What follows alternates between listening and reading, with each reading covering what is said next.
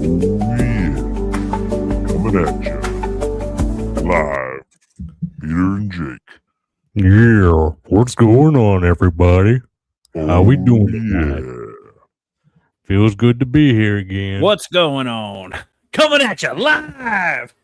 Not too much going on here, man, but I needed this. I needed to get away for a little bit this week, dude. It's been killing me. It has been a week, right?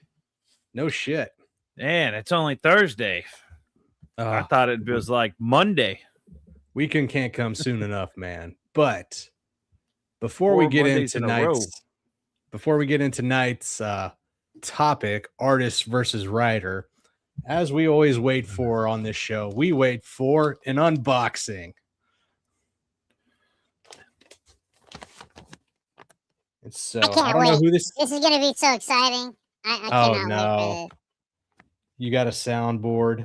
That is the last thing you needed.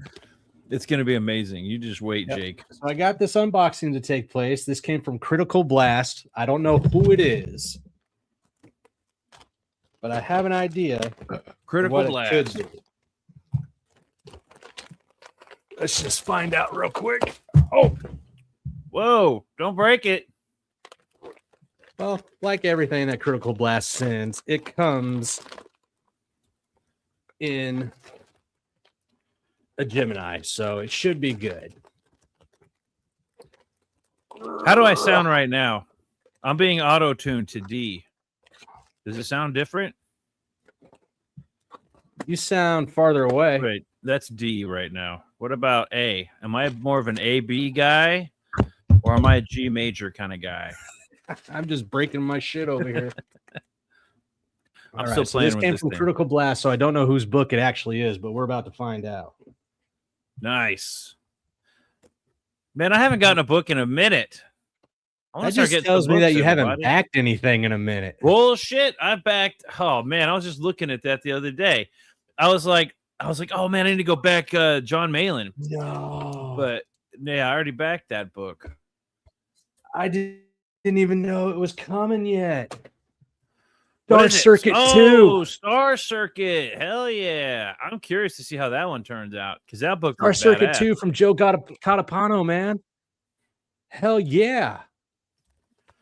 That's awesome. Dude. I didn't even I know he remember was that book fulfilling that had yet, like all man. that cool sci-fi stuff in it, right? That sci-fi shit.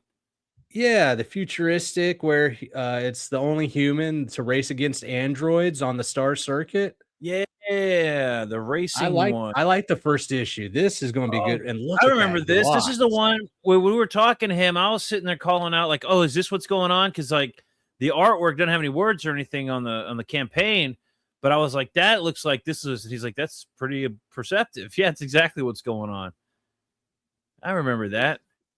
Yeah, the first issue was really good, and oh man, this art, this is so cyberpunk. Oh This is so yeah, cyberpunk. Look at that. dude, I love that. I like that they split that dude's face in half with a panel. Right? Nah, Joe Catapano, he did it with this one, man. I thought the first book was good. This one's pretty thick. so we're gonna have a Grody review coming up soon, right? That's some really good art right there. Do what? We got to do a Grody review pretty soon. Oh, you know it. This looks excellent.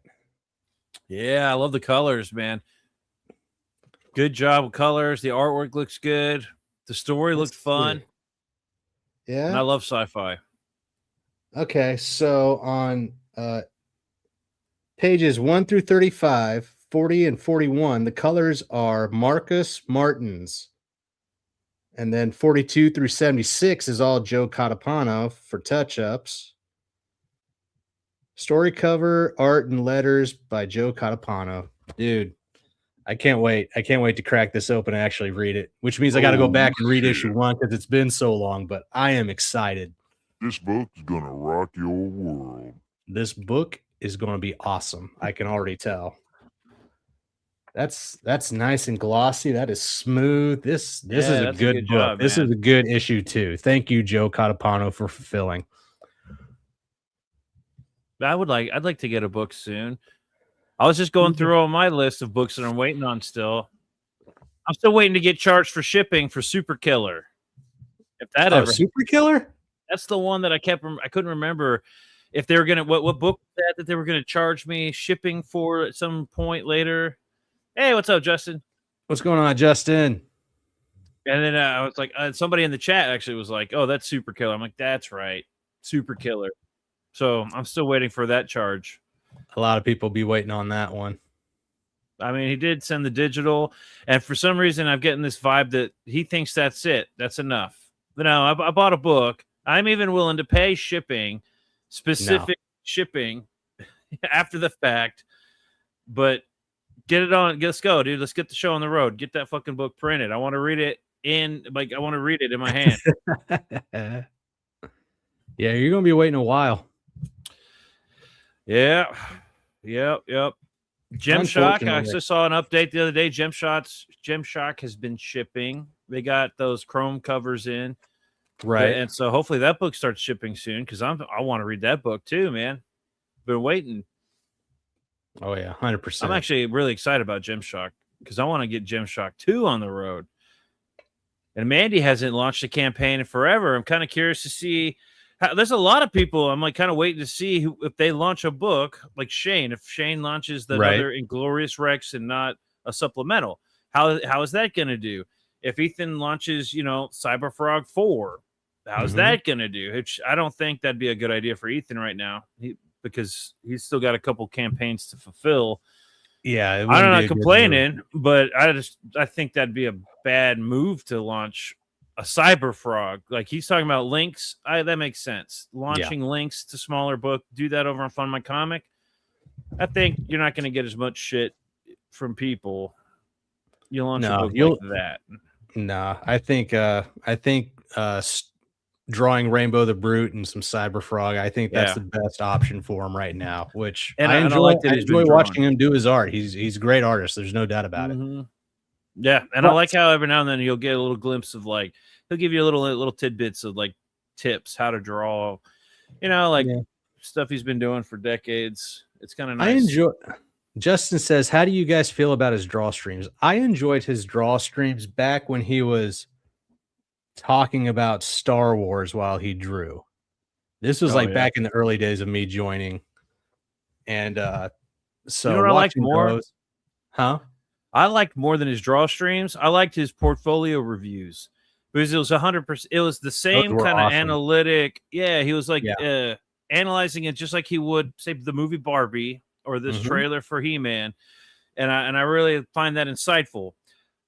But he used to do that for like portfolios, and if he had the stomach for it, then I would fucking love to send him some of my work and have him just, even if it's bad, then tear it to shreds. Teach me how to do it right. Those were hey, some what's of my up, Stanley? What's going on, Good evening, gentlemen. He definitely needs to do more of those. No, those streams there where he was doing people's profiles, that was epic. I loved seeing him critique other people's art and just like kind of like getting engaged with the story within. Like sometimes he would just be like, "This is ridiculous," but other times he was like, "I'm actually surprised at how this guy worked his angles. Like this is unique art." There was this one that was like a crime mystery thriller that he was critiquing and everything. And to my surprise, he actually enjoyed it, which is the kind of art that I like, that grungy, misshapen kind of art style. Like if you're a decent artist and you got a cool style, you can actually get away with breaking a lot of the rules, the 100%. perspective rules. Like, to follow the grid, but if you've got a style that bends and twists reality, you don't need to stick to the grid as hardcore as you do. Obviously, you want it to still look believable. You don't want it to be that pumpkin patch heroes or whatever that book was called. But I hear you. But he did some portfolio reviews where it was from the inside of like a church or something, or it was looking out a window, and the fence line, it was like all weird, and I didn't even see it until he pointed it out. He's like, "Okay, everybody, here's something you want to keep in mind. The character is roughly, perfectly perpendicular to the camera. Camera's about roughly the same height as the person. but Right. that fence line is over here, and the grass keeps on going, which means the horizon is like way up here above the panel. If you were looking down at a character, that'd be acceptable, but you want that horizon line with this, especially with this style of art, was trying to be pretty precise. You want the horizon line to line up with the eyes, right? Mhm. Your average person is roughly a certain height. So most of your characters are going to fall. Their eyes are going to fall on the horizon, and when they're above it, what is that? That means they're bigger than that means they're real big characters, and when they're below it, they're smaller. Or if you're like above them, then obviously change the horizon. But Right. I found like that kind of information, like when I was watching those streams, I was really, they weren't even streams, they're just videos, but I really liked it. I thought those were great videos. I wish he'd do more. I'm not an artist, and I don't have the eye for that kind of stuff, but I absolutely love it when I see other artists like critiquing or enjoying other people's art. I think that's one of the best kind of review streams that could be watched. Like, not even having to do like we do with Grody Review, where we go over the whole book, talk about the art, but talk about the story within it and see what is missing or what could be tweaked to make it better, or what's just not working at all, or what's actually stupendous and makes you want to come back for the next issue. But I think all that ties into just we got this debate that's going on, and I got a little precursor. Well, go ahead and play the video, and then I'll just say what I got to say after, because this is a good. So tonight we are talking about artist versus writer, and guess what? For those of you that think you know but don't, I actually have an artist versus a writer right here on a thumbnail. If you don't know who those are, you probably shouldn't be. Oh, I thought he was going to say here in panel, motherfucker. You guys come later. Well, we have that too. But no, Yeah, here we that's have where like I thought he was professional. going with that. I artists thought he was panel. like building up our egos. Sorry, No, Jake. 'cause Continue. I'm probably going to have to start arguing against you guys on this topic, but we'll find out. This is a good photos, by the way. Yeah, but artist versus writer. If you guys don't know who this is, who these guys are, then I'm greatly saddened by this. Don't but- let him do that. Don't let him do that to you. I didn't know who they were. You're fine. That's Jake, fair though. 'Cause you're not, this dude is one guy sitting on the couch watching this video right now, and you just hurt his feelings. He didn't mean it. You're fine. All right, the guy we're on talking the about right. comic books, man.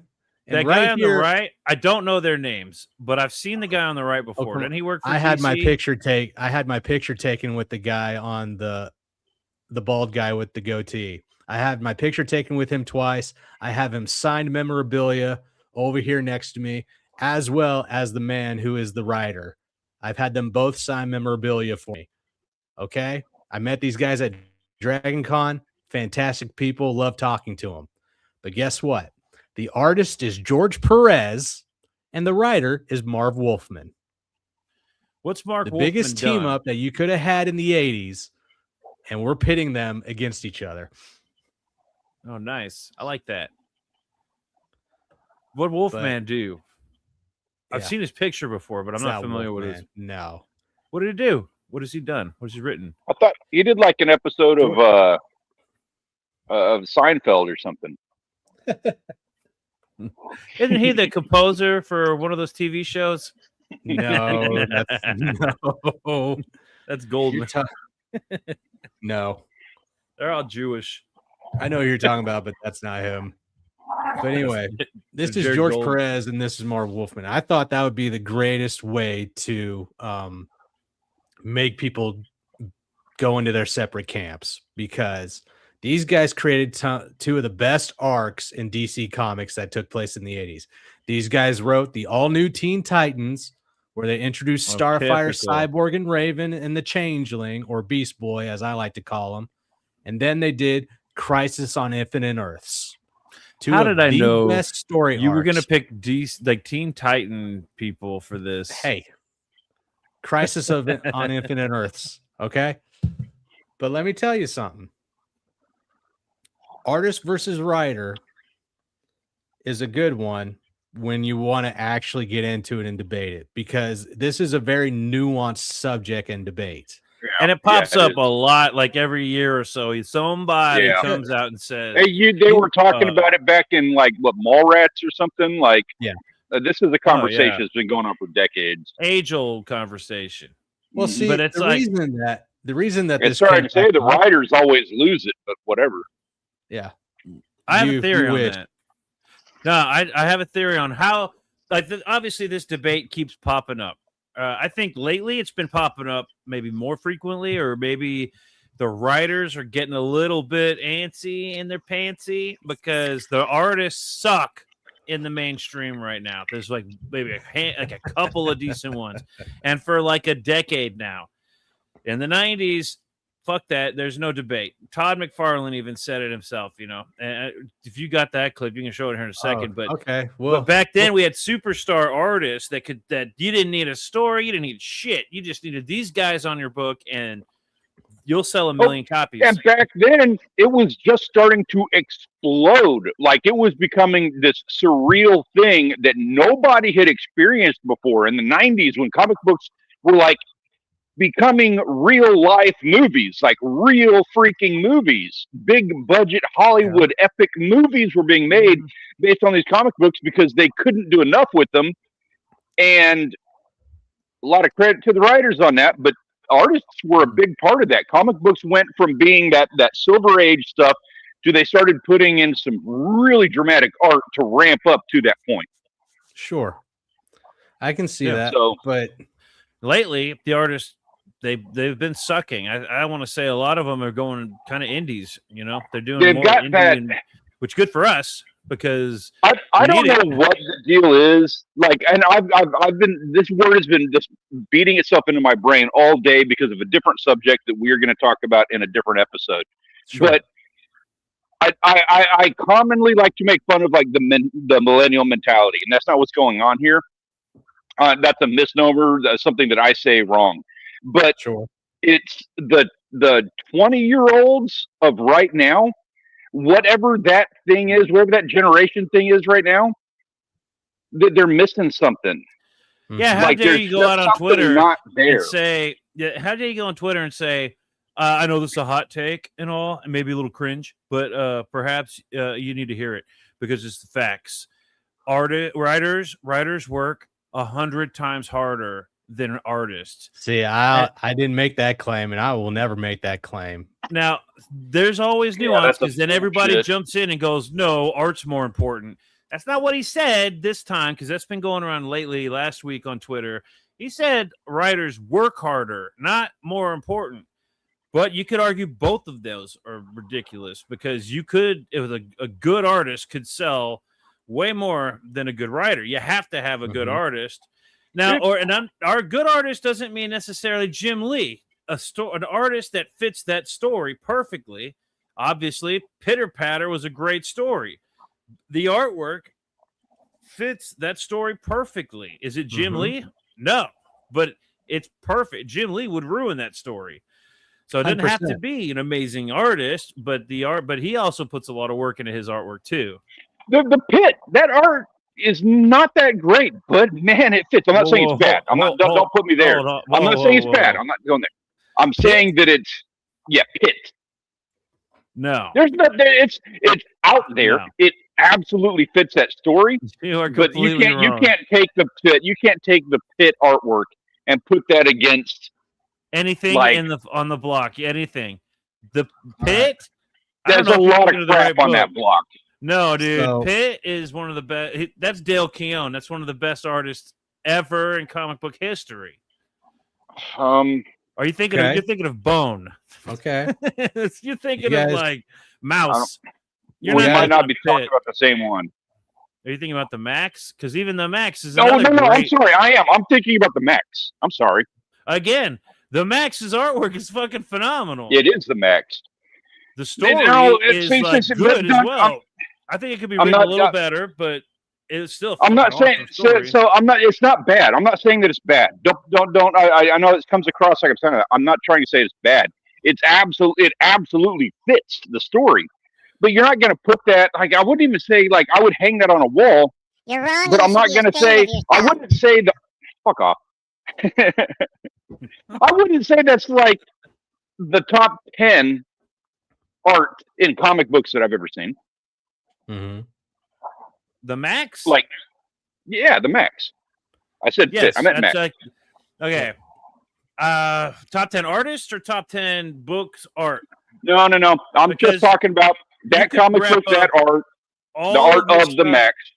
I think Sam Keith is one of the best. One of the top 10. He'd be The Max. I want to. I'm not knocking the artist. I know, but I'm saying even the Max, I want to put on my top 10, but there's a lot of good ones out there. I don't know if he would be on my top 10 if we're talking just books. And even artists, he's like one of my top artists, but I got a lot of favorites. I think he'd be on my top 10. I'm doing your Hot whole take. hot take. Oh thing, my but- God. Hot take from Justin. The Max. Thank The you, Max Justin. is freaking awesome, man. Did you ever read it? You didn't read it, Justin. I You didn't don't know read how it, to but read. I've seen it. Oh, I That's didn't what read I'm it either, saying. but I've seen Here it. we go. This is what But I'm I've talking seen it. about. I've seen the artwork. Like, I didn't just pull a name out of a All hat. you crack asses sitting out here talking shit about books you ain't even read Oh, yet. You don't God. read nothing, and then Oh, tell me how fuck. what is. You ever get that friend that you wish never got that item? That's pretty. Yes. That toy. Like, it's the recorder thing from Home Alone. Yes, 100%. You need to re-record that entire scene as a 45-year-old big old boy Yeah. with a beard and a beard. I'll just do AI. I'll just throw an AI black. No. man on him. I don't want AI. I don't want bullshit. I want you sitting in your in your office right there, recording the Home Alone scene with just your thing. Sad looking. Like, This is Mr. McAllister, the father. Oh. I'd like a hotel room, please. You're a mean one, With a big Mr. king Grinch. size Holy bed. shit! He just pulled that out of his You ass. really are a heel. And one of those little refrigerators with the key. damn, Jake, that's pretty good. Hey. I couldn't quote anything from that movie. Good. Kudos to you guys, both of you, That's funny. and also rip Captain O'Hara. Oh yeah, rest in peace, Catherine. yeah. She was. I didn't see everything that she had done, but she was a phenomenal Every time actress. she was I in loved her. anything, yeah, she was fun to watch. She's a good Dude, good you ever Schitt's wa- Creek. She was funny in that. She was great in Creek Home was Alone. awesome. Yeah. actor. But yeah, so I guess we'll get into it now because McFarlane decided to say a little something about this topic. Oh, And let's so hear it. I'll play that. Comic I'll book play that god. for everybody right now. What is more important in the comic, art or story? Here's my complete and utter bias, and I'm going to my grave with this answer. I can sell a book that is drawn by Michelangelo and written by my dog. I can sell that book. But what I can't do is sell a book that is written by William Shakespeare and drawn by my mom. At J.N. Espinoza, he asked, what's your favorite, not necessarily most valuable comic book in your collection? That settles That it. is a solid take. That is a solid take. Yeah, Nah. art's better. So I'm going to full We disclosure are on talking this. about comic books, by the way, which is an art Yes. medium. Yeah, you're exactly right. It's a visual I medium. think it's You like can writing's have- more important than go write a book. Yeah, and I'm going to come out right now and just say I am standing on the side of the writers. I like the art, but I enjoy good storytelling. I enjoy good writing, and I am, despite what he said being such a No, solid you're fine. argument, I am going with the writer's side on this one. But he See, that makes is- a compelling argument. To me, that is such a cop out saying that you're in the comic book medium, so the art has to. No, we're in the Yes. comic book medium, so the art is expected. It Well, doesn't mean The art is what catches the eye, not the story. Yes, So that's the art fine. has to be amazing, otherwise the story But doesn't for it even to be matter. good, You're kind you're of has to talking have that about- story. But you're talking about good art versus bad. You're only art. You're not talking about about- people back for issue number 2, which if the you're art's talking about good enough, art versus you bad don't art, even have though. to have a good story for that either. Oh, Look no, at, it's not an issue, because if you are a good writer, you didn't just write an issue and then pop up and be like, okay, time for issue number 2. You have a story planned out, multiple yes, issues. but what in I'm saying advance. is, so you're not going to get that story off the wall. You're not going to get it off the shelf if you can't sell it, and the art is what sells the story. So you have to have artwork that can sell the book. Sure. So the artwork is still more important. No. For longevity, you better have a good goddamn story. No, for longevity, you better have a good story or even better artwork to keep people going. Look at Fables. How many fucking volumes of Fables are there? How many good stories are there in Fables? But that's what I'm saying. People drop off from some of these titles when they're they're not taking dead. They're not taking the comic books with the greatest artwork and turning those into movies. There's a reason why Spawn has not become a movie again. Okay, that's not not a bad it only argument. has one story that people can get into, and that's the origin. And let's face it, The half great of that artist movie did was the work on soundtrack. those. The great artist did work on those stories, but the stories, the artwork, I think, is what sold the books. The stories are Probably. so the characters, the art's what sold the books. The kids grew up wanting movies, so the writers needed something to write, so they went and took from the stories, which some of them were pretty good. Right. But nobody remembers. And then they ruined them with the movies. Nobody remembers stuff that happens in between the great stories. You Exactly. die off. They die off until another great story comes along. Yeah.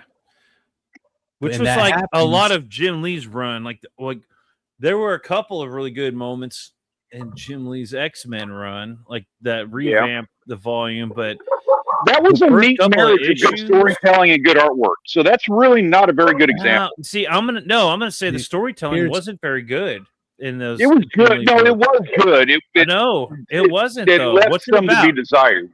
So what happens You're in the talk- Jim Lee X-Men books? Those are the ones where he talks about it's the one that you like the movie better than the book. No, not Days of Future Past. No. Yeah, Days of Future Past. No, that's Chris Claremont. And who was the artist for that? I don't even you're know. right, That's you're like right. that's like from the 80s. That wasn't Jim Lee at all. Jim Lee is from the 90s. He's the one that was doing that X-Men wraparound, all that fucking awesome X-Men artwork. Yes, you're right. You're right. Okay, sorry. Okay, Look, so those X-Men books, Will Magneto. Studios has a good Here we question go. here. Does the story give the art a reason to exist, or does the art just there for the story to exist? There you go. That's a good point. I mean, Yeah. obviously, if there's a good story, So but again, you don't here's the always thing. need amazing artists. You just need something. Here's the deal. With the story. when you go to do a comic book, Peter, you have some experience with this. I'm gonna rag on you for a second here. When you go to start a comic book, do you start with an idea, like a story that you want to tell, or do you draw something and then you're like, I could add a story to this? Both. No, No, both. I know you want to Because- say that, but that's not true. no. Okay. Like half the stories. Okay. Without spoiling any of the stuff Right. that I'm working on. Right. Okay. Right. The one with the cabbage guy. Okay. Yep, I'm Cabbage. familiar. That's the example I was wanting. Okay. That was a drawing first. Mhm. That was a drawing I did to students, showing students you can make a story about anything. And then You can they make a said, what? A story. I'm sorry, what? Yeah, You can exactly. make a, And then okay, sorry. and they said, okay, draw that. And I turned that into a character, but I hadn't come up with a story yet. I didn't go like, oh man, I'm really inspired by this thing. And so I'm going to turn that into this big elaborate story. No, I was like telling kids, you can literally make a story out of anything. Just look around. And then I'm like turning this thing into a story. And but I drew the thing first. You drew a thing that inspired you into. Now, granted, I did have an idea for a story that this did fit into. Sure. Ninja Turtles was a sketch. Justin then Soto a says story. Hellboy was a sketch, then story, and that's fair. So is Ninja Turtles. Yeah, so it was Ninja Turtles started as a joke of a sketch of a turtle with nunchucks, on his And they wrist, built the thing around on it. his forearms. Now And they there built the story is around that. there is an argument that because then people say, okay, name me one franchise that was a great story where the art didn't matter, or bad art, good story. Name one. And I actually have a couple. There are actually a couple out there. Walking Dead being the first one that pops in my head. Yeah, there you go. That's Huge what- franchise. that's- If you ever read Walking Dead, the artwork sucks. In fact, the artist isn't even a bad artist. but the color, but he was quick. He was just barely penciling that shit in. The Right. colorist saved Walking Dead. All right. Now I know the first ones were in black and white, but the colorist really saved Walking Dead, and that franchise took off whenever it got bought out by the History Channel or something. Sure. Yeah, AMC. I thought. And the same with Invincible. The Invincible was another one. It by the same writer, but another one where the artwork wasn't that great at the beginning. It was unique. It was interesting. Kind of reminds me of Narwhal's art. It was bad. We can be honest. The beginning of not Invincible's great. art It was was pretty bad. because it was like, let's just draw this shit, get it done, and let the colorist fix it. I don't even know if that one was in color at first, but now I've got students running around with Invincible omnibuses. But I look at it and I'm like, oh wow, that's pretty cool. And I look at it, I'm like, that's not issue number 1. And he's like, yes, it is. It says it right here. I'm like, no, that's a reprint. That's like a redo where they finally they can afford a good artist, and they went back and redid the whole thing. But when we talk about a comic, we talk about the ones that actually stand out, which means that they had a good writer behind them. Which those did.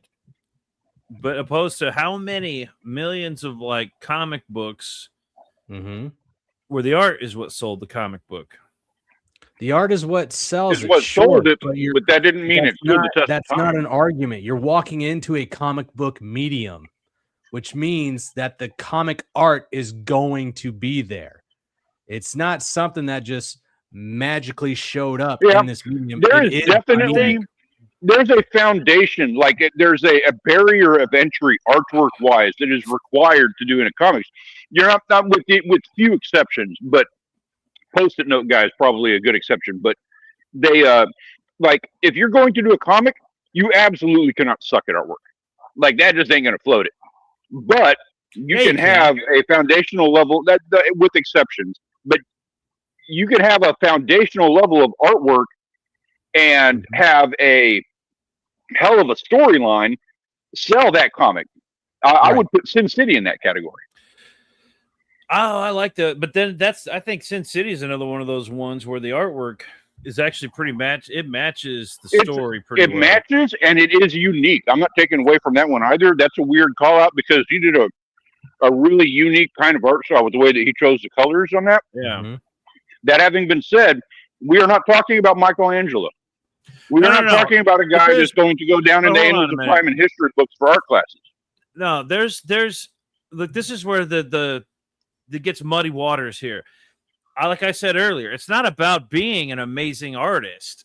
It's about having an art style that's interesting that fits the story, right? Yep. Pitter Patter was one where the artwork was weird. It got our attention. So that it was good. It was good in that sense. And then I read it and then was like, holy shit, this is fucking amazing. All right. It's just like 8-Ball. You want to go back in time to like old indie comics. 8-Ball was another one where the artwork was deceptively simple. If you're an artist, you know that guy knows what he's doing. He's choosing to draw childishly because it catches the eye and it works with the stories that are being told. The stories are okay. They're all right. Now, if you go back to like Wally Wood was like a phenomenal artist and the stories were okay. Unfortunately, Wally Wood was born in that time and he set the standard back then. But instead of like, if he was nowadays, if Wally Wood was like drawing comic books now, man. Well, it's like Ethan Van Sciver. It's like the change that Ethan Van Sciver had when he was entering DC Comics and was put on the book Impulse. You know, the like third generation, well, not third generation, the future descendant of the Flash, Barry Allen. That was Bart Allen, right? In Impulse, it's a very cartoony, artistic style because you're dealing with kids superheroes.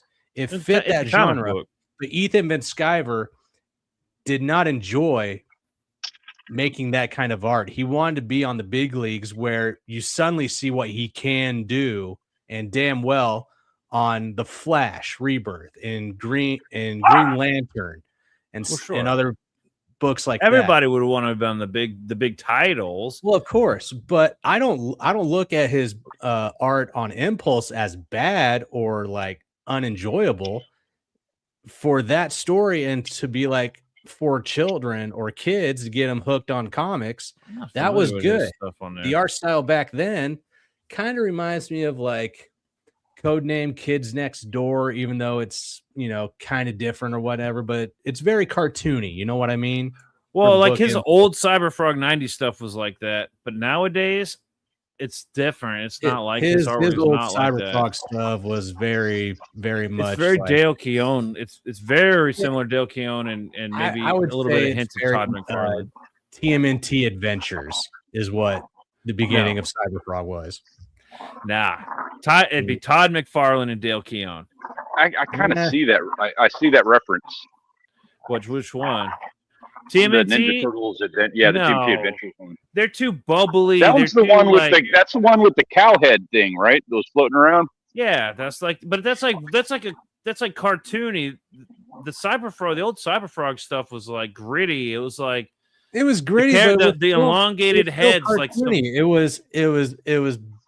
It was bulbous. It wasn't like clean and shiny and dark and gritty like it is now. It was a completely different art style. no, his line weight back then was more. Man, I don't know, dude. I think it's way more akin to Dale Keown, Todd McFarlane, except Todd McFarlane with darker line, like heavier line weights. That's what I Sure. would put it to, because Todd McFarlane used a lot of thin lines in Maybe a lot of not. his work. Maybe not TMNT Adventures, but it was definitely the art styles were kind of like lined up. I'm not seeing that. Okay. No, and I'm a TMNT. Could be a Adventures bad, fan. we, could be a bad take, so maybe man. I'm arguing Would it be nuance possible here, to pull but- that up? Could we look at them side by side? I'd like to see them side by Yeah, side yeah, because we're yeah. talking about a 20-year gap between when I saw one versus the other. But All right, hold on. Let me look up Sure. Cyberfrog 9. you got to do it in the voice. Cyberfrog 90s art. Coming right at you, baby. You ain't never Justin seen. Soto says he was more interested in cartooning to tell a lighter story on old CF Cyberfrog. See, cartooning. Thank you. What that crack ass say to me? Boy, you better watch yourself.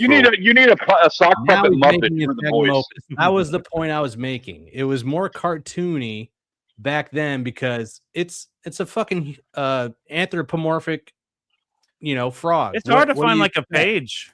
It's hard to find an actual page, but hold on. Now I it's more action packed and more like adult oriented and stuff right now that he's doing it. But I'm just saying, back then it was very much in that cartoony spectrum. Yeah, I'd say I don't know if I would put it as cartoony, and I do understand. I understand calling it that, like why you would use that terminology, but that's not how I would refer to it myself. Either one of them, TMNT Adventures or Cyberfrog, and I don't know. It was a more. I don't know, like Holy crap! It's if hard you to were to find an draw old it with a Cyberfrog Sharpie? page.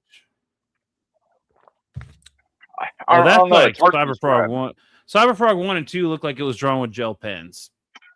Like the line weight. Yeah, It's- see that, but that's how I It's see TMNT Adventures.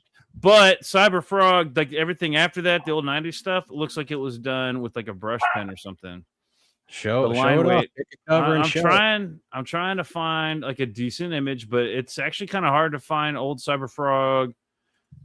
Okay, hold on. Cyberfrog. Can you do that line from Airplane with the voice? Shit, What was Scott, that ocumophobe mess with my lady got to run a quarter upside his head. You know what I'm saying? So to say, I want to say, Pretty Jay, I did the same old. Hey, I can't. can't do the I'm gonna have to go practice that one later. Okay. Here's like a panel, but again, like what the fuck is up with this? Not being able to find. Oh, this is not bad. This is here. All right, here we go. Bam, right here. Let me zoom in, Jake. Oh, my bad. Is this is kind of the old Cyberfrog kind of style, right? Blow it up and we can. It's real scroll digitized. on. Like I said, it's hard to find. See, like how this guy's head's kind of like elongated. That's Todd Yeah. McFarlane. Sure, but So that's I'm referring more to like the pages on the inside of both of them but myself. it's still kind of cartoony, is it not? I mean, I wasn't wrong. No, you're not wrong about it being kind of That- cartoony. That would make an epic cartoon, by the way. Oh hell yeah, it would. That needs I'd to watch happen. the shit out of it. Okay, but now compare it to this. This is like See, that's the not Pit. cartoony though. That's It's very the much exact like, same kind of artwork. no. Now it's also digitized. Now No. compare it to. Hold on. Let me pull up Ninja Turtles Adventures. I could be wrong. Other than colors, I don't see similarity. If you know what I mean. I do see some similarity on this one. I see what he's saying. I don't think it takes from the argument at all, but I do see the similarity between Pit and Cyberfrog. All right, Is this is this one- Ninja Turtle Adventures. Not the same. That's God. I remember that one, dude. Me and Carl. Am I being like unfair with that? Here's another. You're one. being unfair because because this is this is the cover artwork though, dude. You're not talking about Raphael in the black suit, and you're not talking about like the stuff that was going on with it. Well, I'm not talking about any of that with Cyberfrog either. I'm just looking at art styles here. This is what the interiors look like too. Yeah, It but they were wasn't like, It wasn't Adventures that I was talking about. It was a different shit. What was the title? Just saying. This Because is now not I'm Ethan gonna look like an Skyrim. asshole, and they're gonna come at me later. Ethan, you need to tear Jake a new asshole for daring to going fucking to say leave a comment. that you're a Leave fucking comments. awesome If Jake's an Cyberfrog asshole, leave a artwork. comment in the video. Yeah. This is not Jake. This is not this. Oh wait, this. There's a little bit of a difference Yeah. there. This is not this. What was it? What was the turtle? Look at title I fucking was talking Man about? Ray. Is that Manta is Ray or this- is it Man Ray? Look at that body. Oh yeah, no, he's Lord. packing bulls This there. They had actually- to hide it. This actually doesn't look like the original It's- artwork. they're Actually, not- this looks like modernized something or other. So, It's a As compendium. a fishing channel, I as a fishing YouTube channel, I have to point out the fact that they are just really trying to hide his claspers. I think, to be fair, okay, to you, Jake, and to the argument, this I'm almost positive is some modern artist take on the old stuff. Sure. But this, where's it at? This is a classic cover. This looks Is like this Ryan the one I was Brown. talking about and with Peter Raphael in the Lorre. black? That's Raph in the black suit, Yeah, right? right there. That's him. I can't see my glasses. The picture on my screen is like this big. This is like some of my favorite art out there is Ryan Brown and Laird. Laird is it Kevin what's Laird, Peter Kevin Laird, or is it Peter Laird? Kevin. It's Peter Laird. Peter Laird and Kevin Eastman. Peter Laird and Ryan Brown. Some of my favorite art. I don't know what it is about that artwork, but it's like the toy. It looks kind of like the toy artwork that I grew up. I just fucking love that artwork. Justin, Ray- Peter, does the name Ray Fillet mean anything to you? Oh yeah. Okay. Claspers. Look it up. Will says I have all those issues. You have Look at that excellent hot, taste. sexy beast right there, Ray Filet. I swear to God, that's gonna get old so quick. Want to taste the? We need shorts videos of this. Peter, do a Oh shit! What voice am I now? I swear. Oh God, what's happening to me? Oh, Oh, here we go. All right, it hurts so much. But look, here's where I'm coming from for the artist versus writer. When they need to reboot and get people back into comics because it was dying off in the 70s and 80s, to I know revamp where it, this is going, and yes, guess what? They brought in an actual novel writer, and his name was Marv Wolfman. And they I'm paired seeing him. a thing here. They paired That's him the with guy you one of the showed. best artist of that time, which was George Perez, and they came out with All New Teen Titans. And when that blew up, they brought him back to make another epic adventure take place, which was this Crisis on Infinite Earths. Now, people know these stories because of how epic the storytelling was and everything that ensued around these stories. Everything revolved around these. Everything was leading up to this moment. And to make that go off without a hitch, they got Marv Wolfman and George Perez to pair up. What year was roughly this was happening? I want to say that like 89 on Infinite Earths was either 85 or 87. 1985 or 1987. Right around the time Jim Lee showed up in the X-Men doing those covers with Captain America and Wolverine and selling a shitload of books. Those books. Do you remember what the story was about Wolverine and Captain America? I don't, but I remember that artwork. And then a few years later, he jumped into Uncanny X-Men and X-Men. You knew about Wolverine and Captain America because of that, because of Uncanny X-Men. That's what you I'm found saying. His thing and worked backwards. No, I know about Uncanny X-Men because that artwork. Well, okay, to be honest, I know about Uncanny X-Men because of the cartoon. Like every other kid, I only knew about any of this shit because of the cartoons, and then I wanted. Is that how we found X-Men?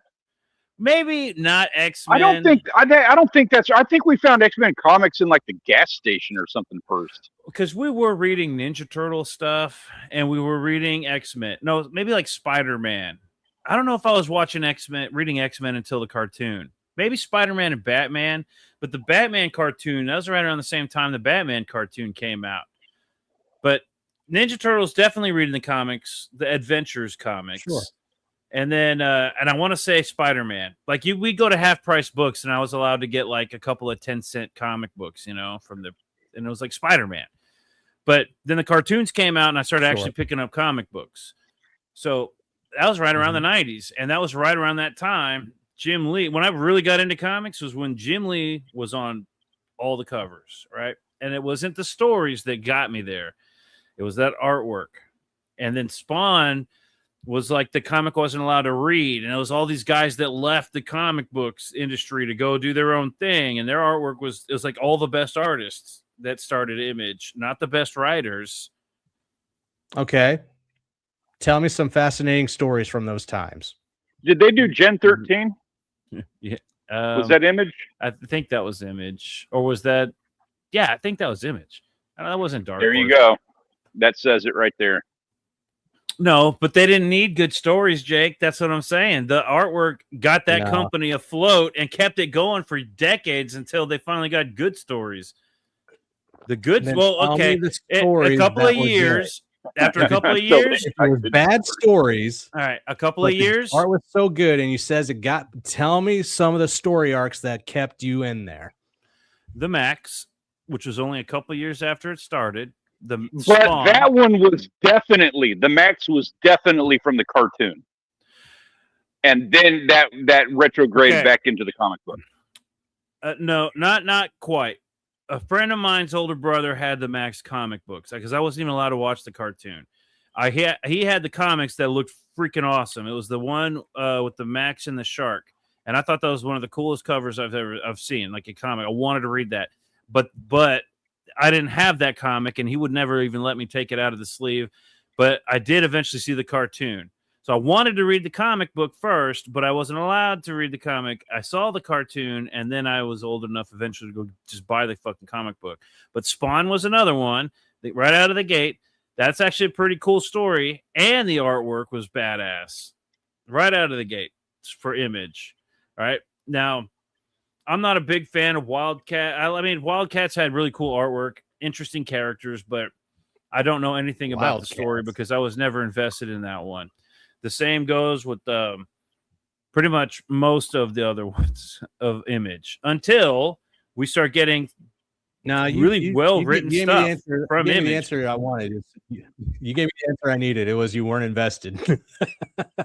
In the stories, because the artwork is why I bought the comics, not the stories.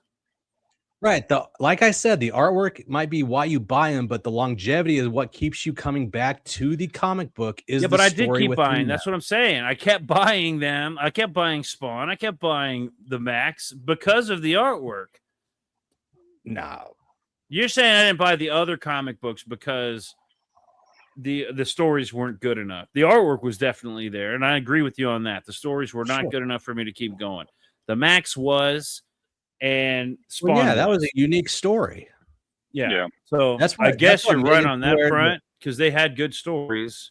Now, did the art complement that story, or did the story complement that art? That's a good point because I'm not the story. It's a good, interesting story, but honestly, I like the art more than the story. What's a good example? The art. I'm in the Outback, and now that's cool that he's like bent between the two worlds, but the imagery is what really gets me with the Max. I'm curious, what's a good example of a comic book that had a storyline that complemented the artwork? The Max, because the story isn't that I want to say the artwork complemented the story. What's the story that's so amazing? The story literally is set up to complement the artwork. Like, oh, I'm in the Outback now. Well, that's not amazing storytelling at the time. I mean, yeah, so he's like a crazy person going back and forth between worlds. Yeah, it's a psychological, But the whole thing was like he wanted to draw like this Australia place with all these wild and crazy characters. You know what I mean? So the story kind of. This is hurting my brain. We need the next show to be why you guys like Sam Keith. I love Sam Keith like way more than these guys do. Like, I'm a huge Sam Keith fan. I like the Wolverine Sam Keith run. All right. That says a lot. And in fact, Sam Keith should have done more Venom because he would have been perfect. See, he is the perfect Venom artist, in my opinion. See, I can't speak to anything Marvel because I haven't read a Marvel comic. I've got the Ultimate Spider-Man omnibus over there that I'm waiting to crack open to be my first Marvel experience. I think that's a good. That's the Ultimate Spider-Man, though, right? That was the first Ultimate Spider-Man, not the new Ultimate stuff. This is the original Ultimate. Not bad, but it's already post due or whatever. That's already too late, in my opinion. That's I don't like the Ultimates because all they did was take the past 60 years and sum them up, and I don't like the artwork as much either. It's like house art. It's like real basic. Right. Shit. So it's not the Ultimates that are taking place now. This is the original Ultimate Spider-Man. That's what I'm talking about. It's to say it's what they did. They change a few things, but they basically streamline and make all the past 60 years in one coherent storyline. It makes sense. Which I don't care if they know that. I mean, that's the way I took it. Maybe I'm wrong, but that's how I read it when I was reading the X-Men. I didn't read a whole lot of the Ultimate Spider-Man. But the Ultimate X-Men, it's like, okay, so they tweak a few things. They change a little bit about the characters, but it kind of sets it up so that they can tell the stories, the past 60 years, the stories in like ultimate run, basically. Technically, that's what they did with Crisis on Infinite Earths and then redid it again with Infinite Crisis and then, Convergence and all that stuff with DC.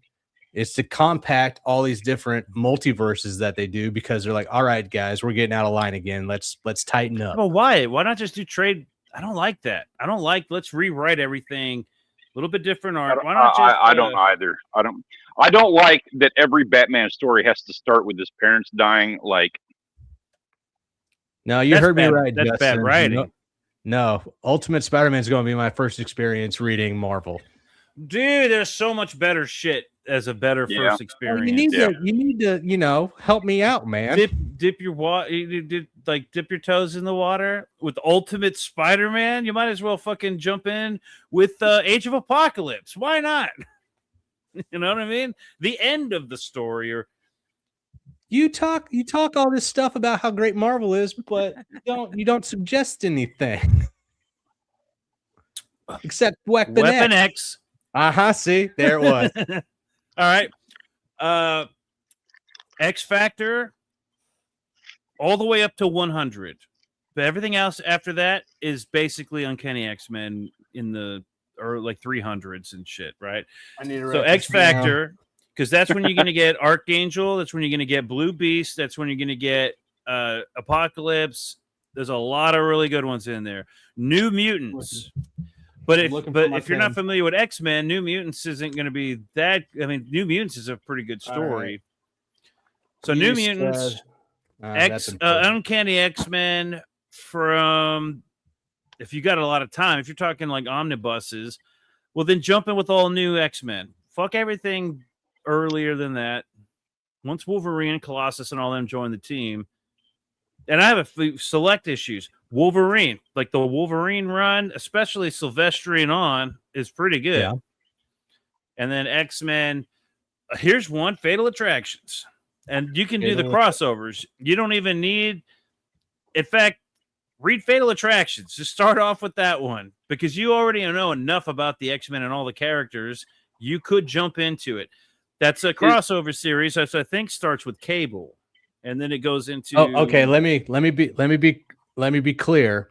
I've read a novelized version of an X-Men story, but I can't remember everything that took place. But I do remember that it told me about the origin of the Juggernaut, how he wasn't an actual mutant, but it was an actual like gem embedded in his chest that gave him his strength, and his helmet's to keep his brother out of his head, or whoever else. Yeah, and, I don't remember what story that was from, but yeah, that's what's the Juggernauts. That's his thing. Okay, what about, let's just go old school. Why not Days of Future Past? Like, I've got into it with Dojo a couple of times. I think the comic book for its time was great.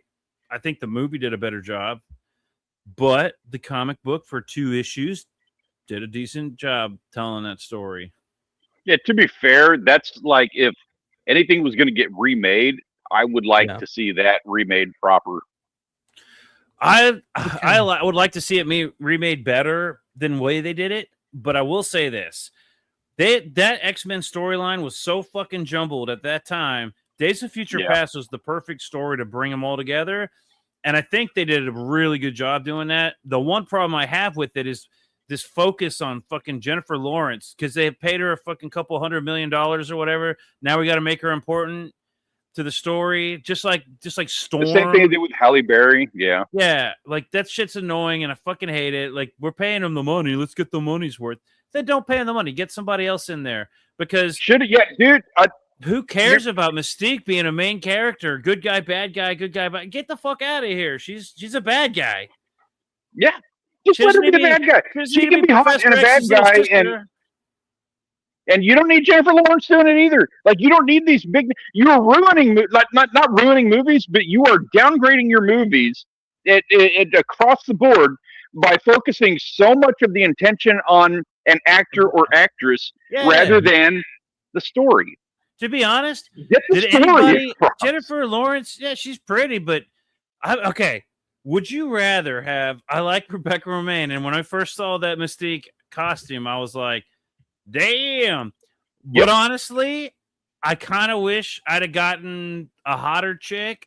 Not that you can get much hotter than Rebecca Romijn, but honestly, I'd rather see Rebecca Romijn in the original costume. You know what I mean? Than dancing around with all the scales and shit. The white flowing shit with the blue skin.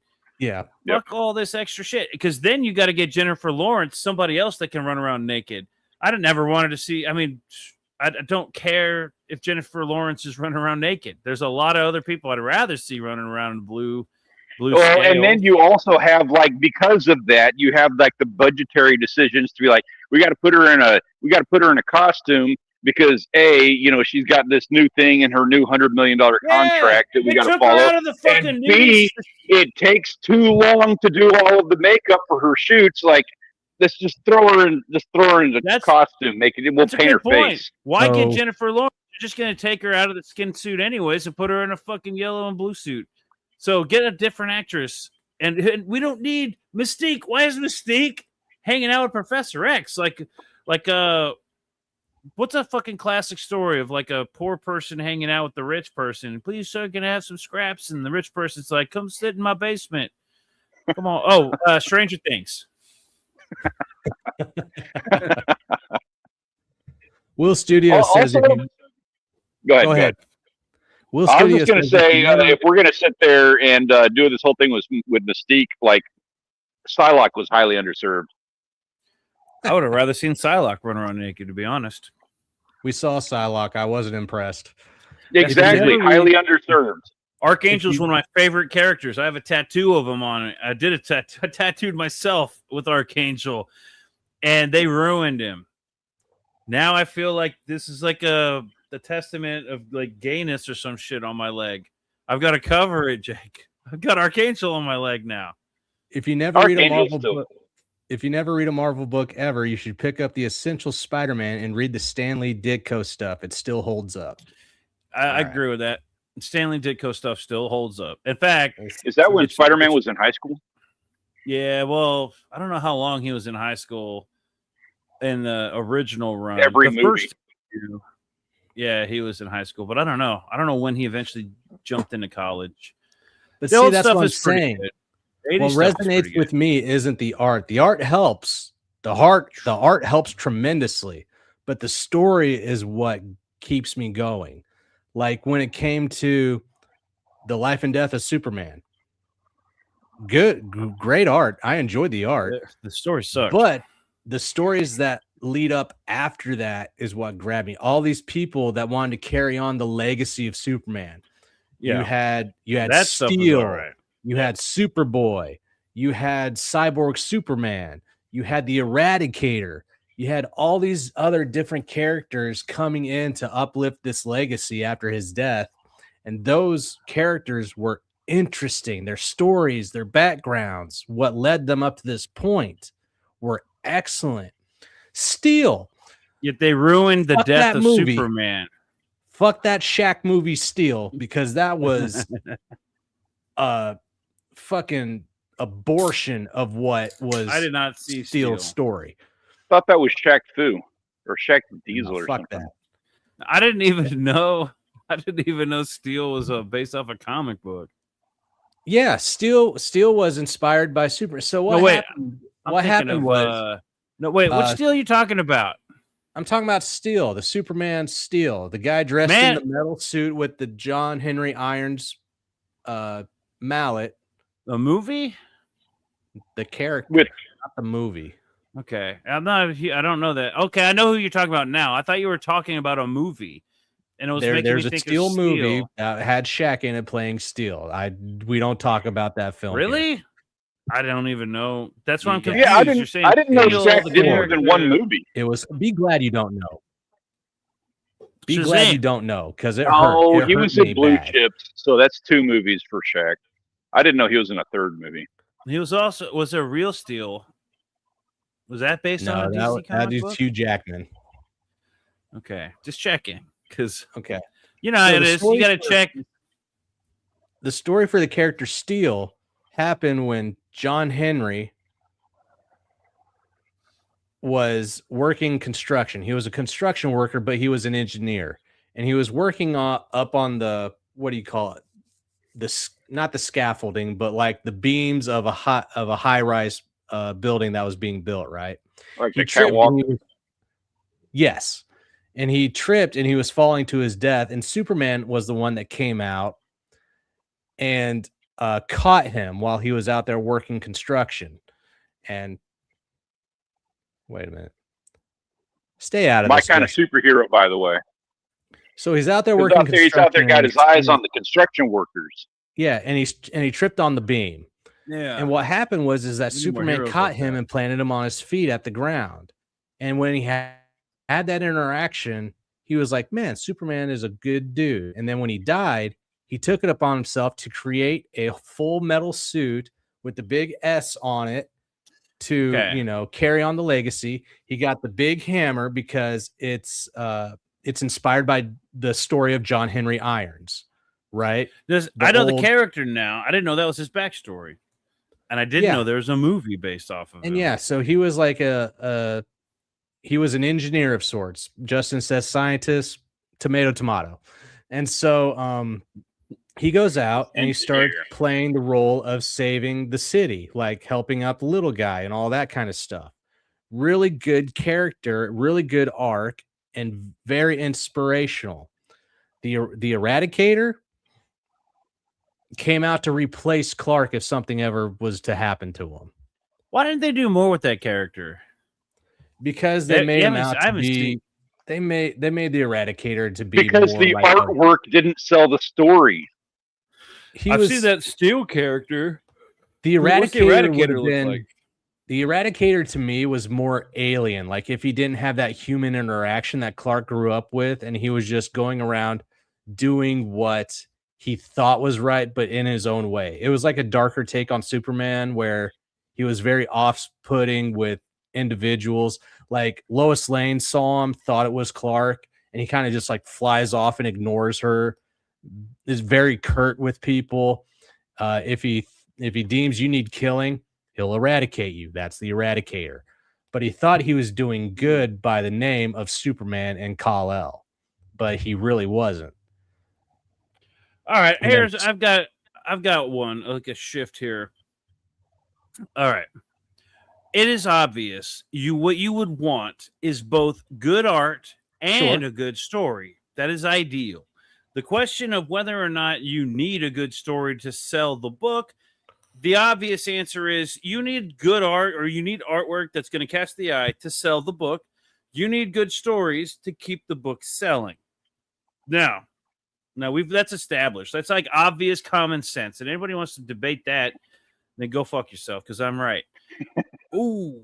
Now, the question that was brought up last week, writing is harder than artist. It is more, it is harder than being an artist.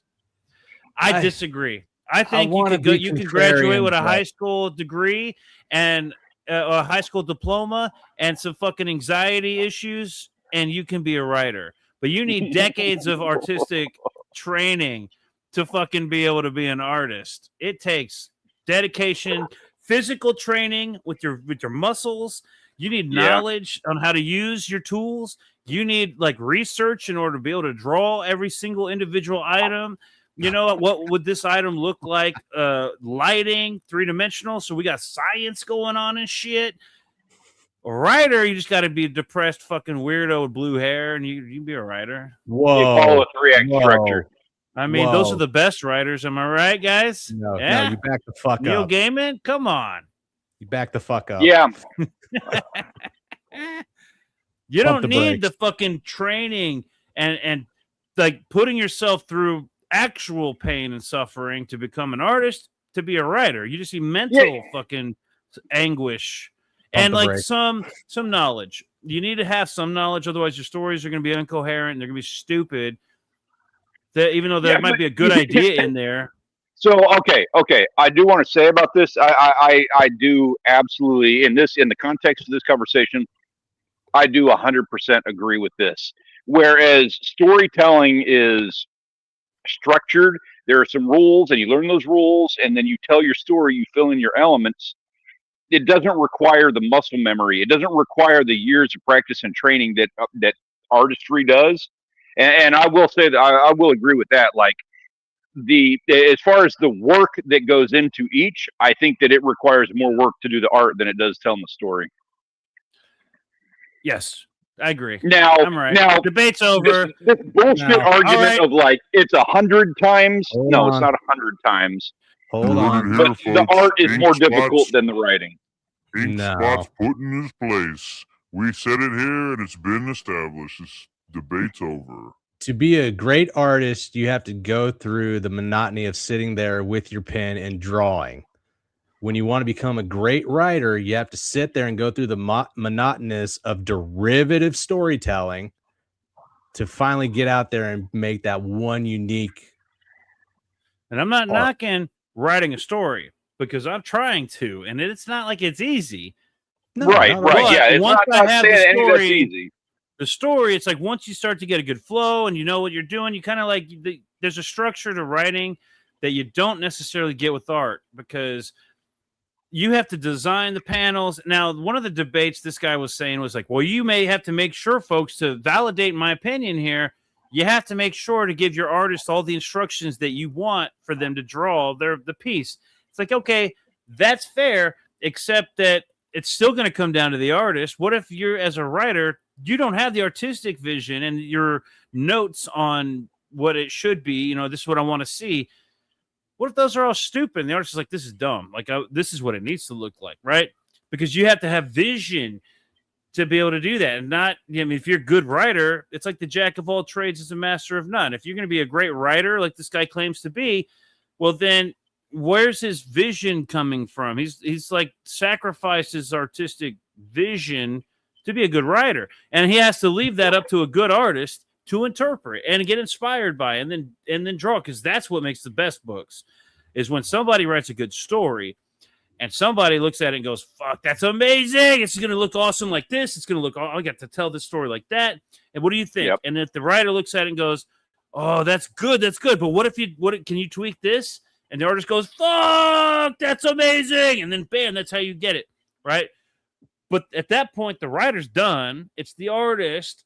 And that's a lot more work that's involved. Like, the writer doesn't have to really write all the notes for the artist. If he's a good artist, you don't have to do any of that shit. The writer just has to write a good story. But the story is written, and I don't know how much, like, how hard it is. I know how hard it is to write a story, and I don't know how hard it is to write a really good story because I'm still writing, right? But I do know how hard it is to draw. We're talking, at best, like, if you want a good page, a page a day is like pretty fast. Like, if you're doing 2 pages a day, then I would say you can't do a page a day. If somebody's doing a page a day, some people can do multiple. Some people can do multiple pages a day. The problem is they're sacrificing the vision, the artistic integrity. That's just drawing. That's not a complete product. So they're cranking out pages. So they're taking away the quality and they're doing the quantity, right? If you want top-notch pages, top-notch artwork, right, then you're going to take probably more than a day a page. Yeah. Like, you could easily spend a week on a page if it's an important enough page. Some pages, they speak for themselves. It's like, okay, I could just, and it'll take a day, maybe 2 days, to lay out, draw, to lay out your page, draw your page or pencil it, and then ink it in. That could take, you could do that in a day. Yeah. You could maybe do 2 pages in a day if you have like a real basic page. But let's go with the indie scene. I can count on one hand which stories I actually want to stick around and keep giving money to because they're interesting and intriguing. Art or not, I can count on one hand. That's not fair because that's indies. No. That's not the argument either. Because again, if we're talking about what is more important, it is the storytelling. You have to have a better story, not taken from that. But when that argument is the thing that the guy said, well, he was saying that one is like 100 times harder than the other, like whatever the one is 100 times harder. I don't remember what the quote was, but he basically said that it's harder to be a writer. There's more work involved. It might be harder. It might have more work involved, but if you don't nail it, people aren't going to come to it anyway. No, what I'm saying is that he was saying that being a writer is probably 100 times harder. No, the guy was saying that being a good writer is 100 times is not 100. He said being a good writer is harder than being a good artist. For him, he's never tried drawing. Can he draw? I can't draw. I would draw stick figures. The art is harder. The art is more physically difficult. It takes longer to figure out and master, and there's more involved with the art. Slightly, I'm not saying it's not 100 times more. It's not 100 times more. It's more difficult. I'm not taking anything away from artists. I can't draw worth a damn. Elliot Rodriguez, good artist. Peter Orchard, good artist. I'm not going to say one's greater than the other. I don't want that flack. But I'm just saying. Whoa, wait. Between me and who? Elliot Rodriguez. I'm just naming names. Oh, Elliot. Okay. But like Elliot's a great artist. Frog G, I think he was the artist on his own book. Good artist. You're a good artist. I'm not taking away from you guys. You're just showing us dog shit because you're an amazing writer. but I understand what you're saying, Jake. The shoe fits. Artists that are I know what you're trying to tell me right now. And you know what I hear is a bunch of no, don't do that. Don't do that. Don't do that. But I'm saying that even though it might be harder to draw, you guys have invested in it, whereas a writer would invest in trying to become a better writer. Now, if it takes more time to make that page come to life, where a guy can just like crap out, in quotations, one page of story, how good is that story for that one page you got to write? That's the you know what? The I'm gonna overarching say story within that, where you got to write multiple. Well, what's harder though? What's harder to do? Writing a good because we agree you need good art, you need good story, but what's harder to do? Good art or good story? Here's Peter, the you're deal. The artist who's trying to write you're trying to make that has multiple stories in the back of your head that I'm waiting to see executed. Like 30 years harder for you. Is it the art or is it the storytelling? But it took him 20 years to get to that level of art. That's what I'm saying, though. And so I've kind of sacrificed the story as an artist, and there are those that now time and being okay. But here's the deal. Here's the deal with that. I'm going to say into the argument that artwork is harder, more physically demanding. It takes more to get to the point where you can draw exceptionally well. However, writing is one of those things where that is probably like a God-given gift more than art. Like both of them are skills. It's like no, more so. You can either do it. No. Hear me out on this. Think about it for a second. Everything you could possibly say is the exact same for art. No, yeah, it's largely the same. But if you look at the difference between the two, I'm not saying that art isn't like this again. Like there has to be an element of like art is just a thing for you. You are not going to find an engineer, because fuck engineers, who are just like they can learn how to do art. You're not gonna find that. Like you're not gonna find an amazing artist who like really sucked and then was able to physically learn his way into being a good artist. You either got it or you don't. Same with writing. However, writing you can do day one. You can do writing day one very well without any skill and training, and you don't have to put any time into it. You can tell a good story. You will not get that with art. You are not going to have a piece of paper and a pencil handed to you on day one and draw something that is just this work of art. You are going to have to take years to learn how to figure out how to do that. You don't need that with writing. This is somebody from that has the spark that can create, right? But I've still had to learn all those techniques to become even better. I had the spark and I had the talent, the raw talent, but it still was off because I'm missing some key information, and that's what I spent the past 10 years like filling in those gaps to become a really good artist, right?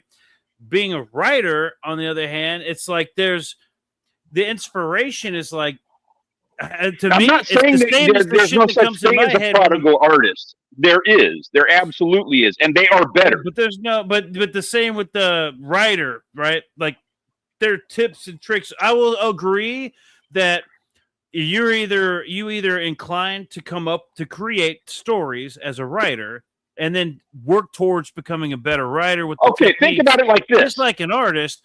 And if you're not inclined creatively, you're not going to be writing stories.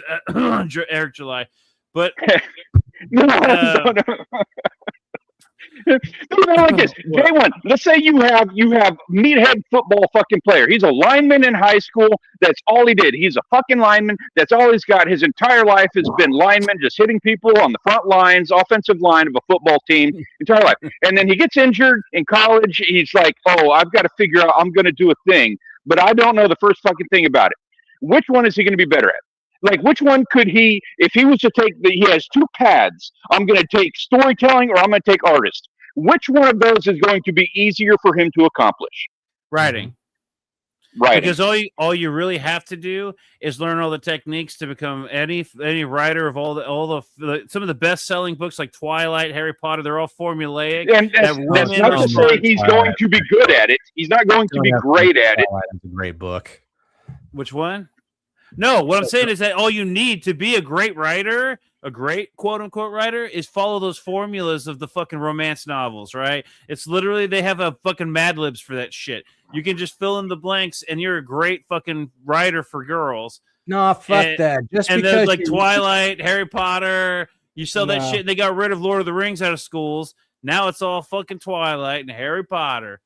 Just because you enjoyed The Great Gatsby while you were in college doesn't mean that you can make a fucking great novel. That's such a terrible book. You take that back. That one and David Copperfield. Ugh. I didn't like either of those, but I like Great Nope. Expectations. I'm a fan of. I didn't. I'm more of a fan now than I was then. All right.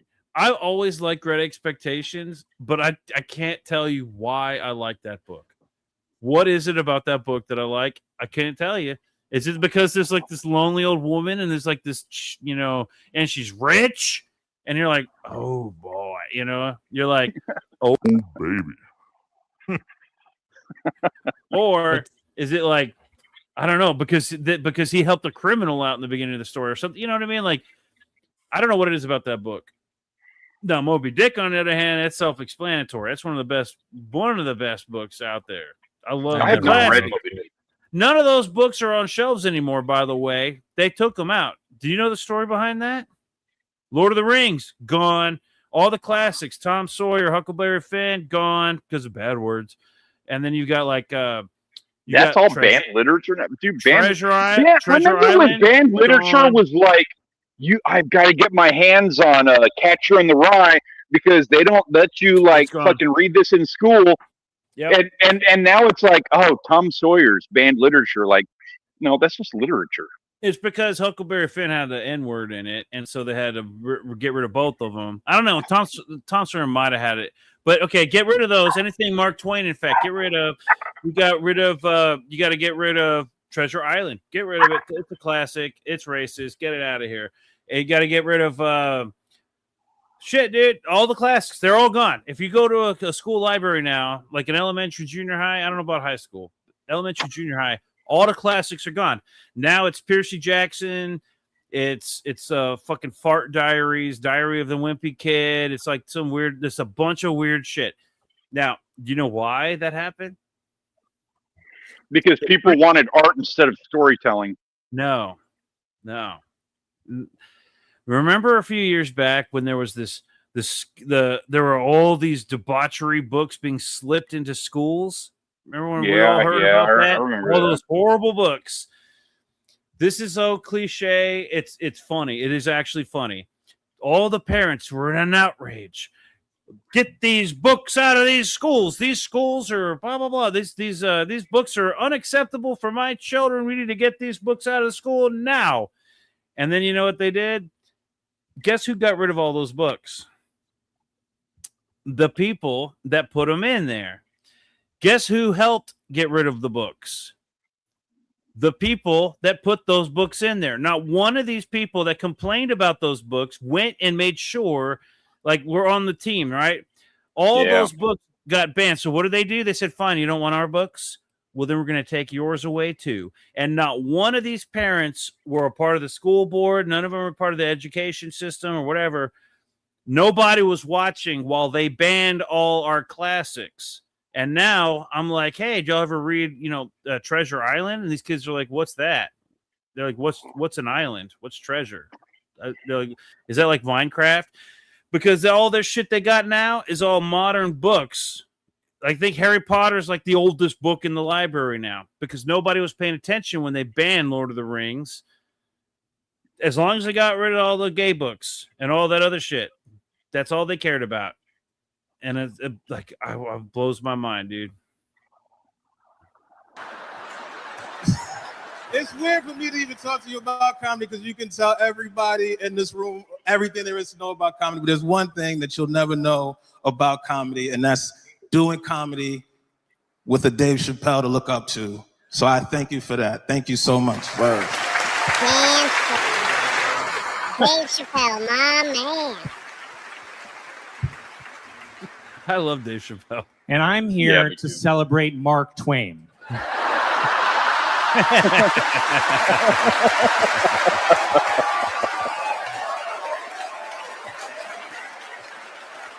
To me, that's comedy.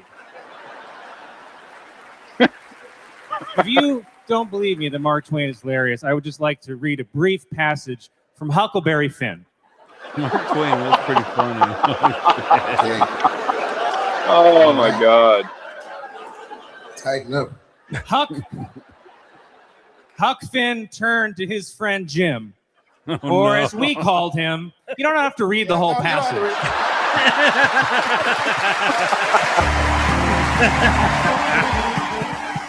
That's pretty good. That was a good one. All right, so maybe get that book out. But Lord of the Rings, I don't remember Gandalf dropping N-bombs on like fucking Frodo. Frodo, Right. get your bitch ass beep out of here. Fly, you fucking fools. You know, like that shit didn't happen in Lord of the Rings. That's just a good book. Anyways, they got rid of all that shit. Good written books, Jake. This is why art is more important, because the future is just art anyways. Have you looked at any like elementary? Go to your kid's school and look at the thing. It's all graphic novels these days anyways. I got a question for you then. So if you handed Captain Underpants to like Chris Claremont, are we good then? No. Like Chris he's got to Claremont. rewrite it. Same story. We're keeping the story, but we're gonna have Chris Claremont. We're gonna have the top If I was artists. to be all right, if I'm going to be completely honest, the story you're talking about stories, right? The story would be about the same, because Dogman's actually I have flipped my opinion on Dogman. I hate that fifth graders are reading Dogman as reading. Oh, But they got to you. Dogman is not. I'm not okay. Claremont is obviously a better writer. I'm not saying that, but if you're going to put Claremont as a writer of a Dogman story, he's obviously going to write it for little kids. Okay, but the stories are about as dynamic as any Claremont story is. But it's a Dogman story. If the Dogman writer wrote a fucking X-Men book, it'd probably be almost as good as a Claremont. If you gave Chris Claremont the option between Captain Underpants and, I don't know, Goosebumps, which one would you rather see? Goosebumps. Claremont has more freedom to do shit with Goosebumps than he would Captain Underpants, is my point. Like Captain Underpants is like it's like that meme, that Family Guy meme where it's like the hat and you just throw all the shit in the hat and then you pick out a card and you write a story. That's how those books are written. All right. Like Claremont can do the same thing, and maybe he'll have it a little extra twist, but that might make it not appealable to the audience because it might be too clever or something. But his books weren't like amazingly clever. They were just cool ideas. If you who is the best, like epitomal best comic book artist? Yeah, bro, that's a hard one because all time, who's the best? I think it depends because there's an artist. One of my favorites would be like Wally Wood, but then again, I like. I think the fucking. I personally, I like Barry Windsor Smith is one of my favorites, but I also like Sam Keith. But I also love Dale Keown. But I also like the fucking. God damn it! So What's his let's name say- now? I can't remember his name. There's like 100 million artists out there that I. All fucking right. love. So let's make it simple. I don't know Let's if take you Dale can say Keown. that. There is no like definitive best artist of comic books. This sounds like this needs to be a video. Frank, For a okay. video. If I was going to pick one, Frank Frazetta. Let's say Frank Frazetta. Frank Frazetta. Let's take Frank Frazetta. Okay. Would you rather see him do like a Back to the Future comic book or Captain Underpants? Well, Back to the Future. Because it's a better story? No, because I think his art style would fit Back to the Future better than like dumbing it down for Captain Underpants style artwork. Because you can't see, because he could draw Captain Underpants all amazing, but then it takes away from Captain Underpants because that was meant for a very specific audience, which is not the same audience that is reading Back to the Future. I guess my point being that if you had the epitomal artist, you would want like a really good story under him, because that would be better. Like that would make for a better comic book. Here's a better way to put it. If Frank Frazetta wrote anything, either Back to the Future or Captain Underpants, I would read it. Both of them equally. Oh, fair enough. Like I don't care if it's a Back to the Future or fucking Captain Underpants. So here's the. This is a Frank Frazetta piece, right? Yeah. Okay.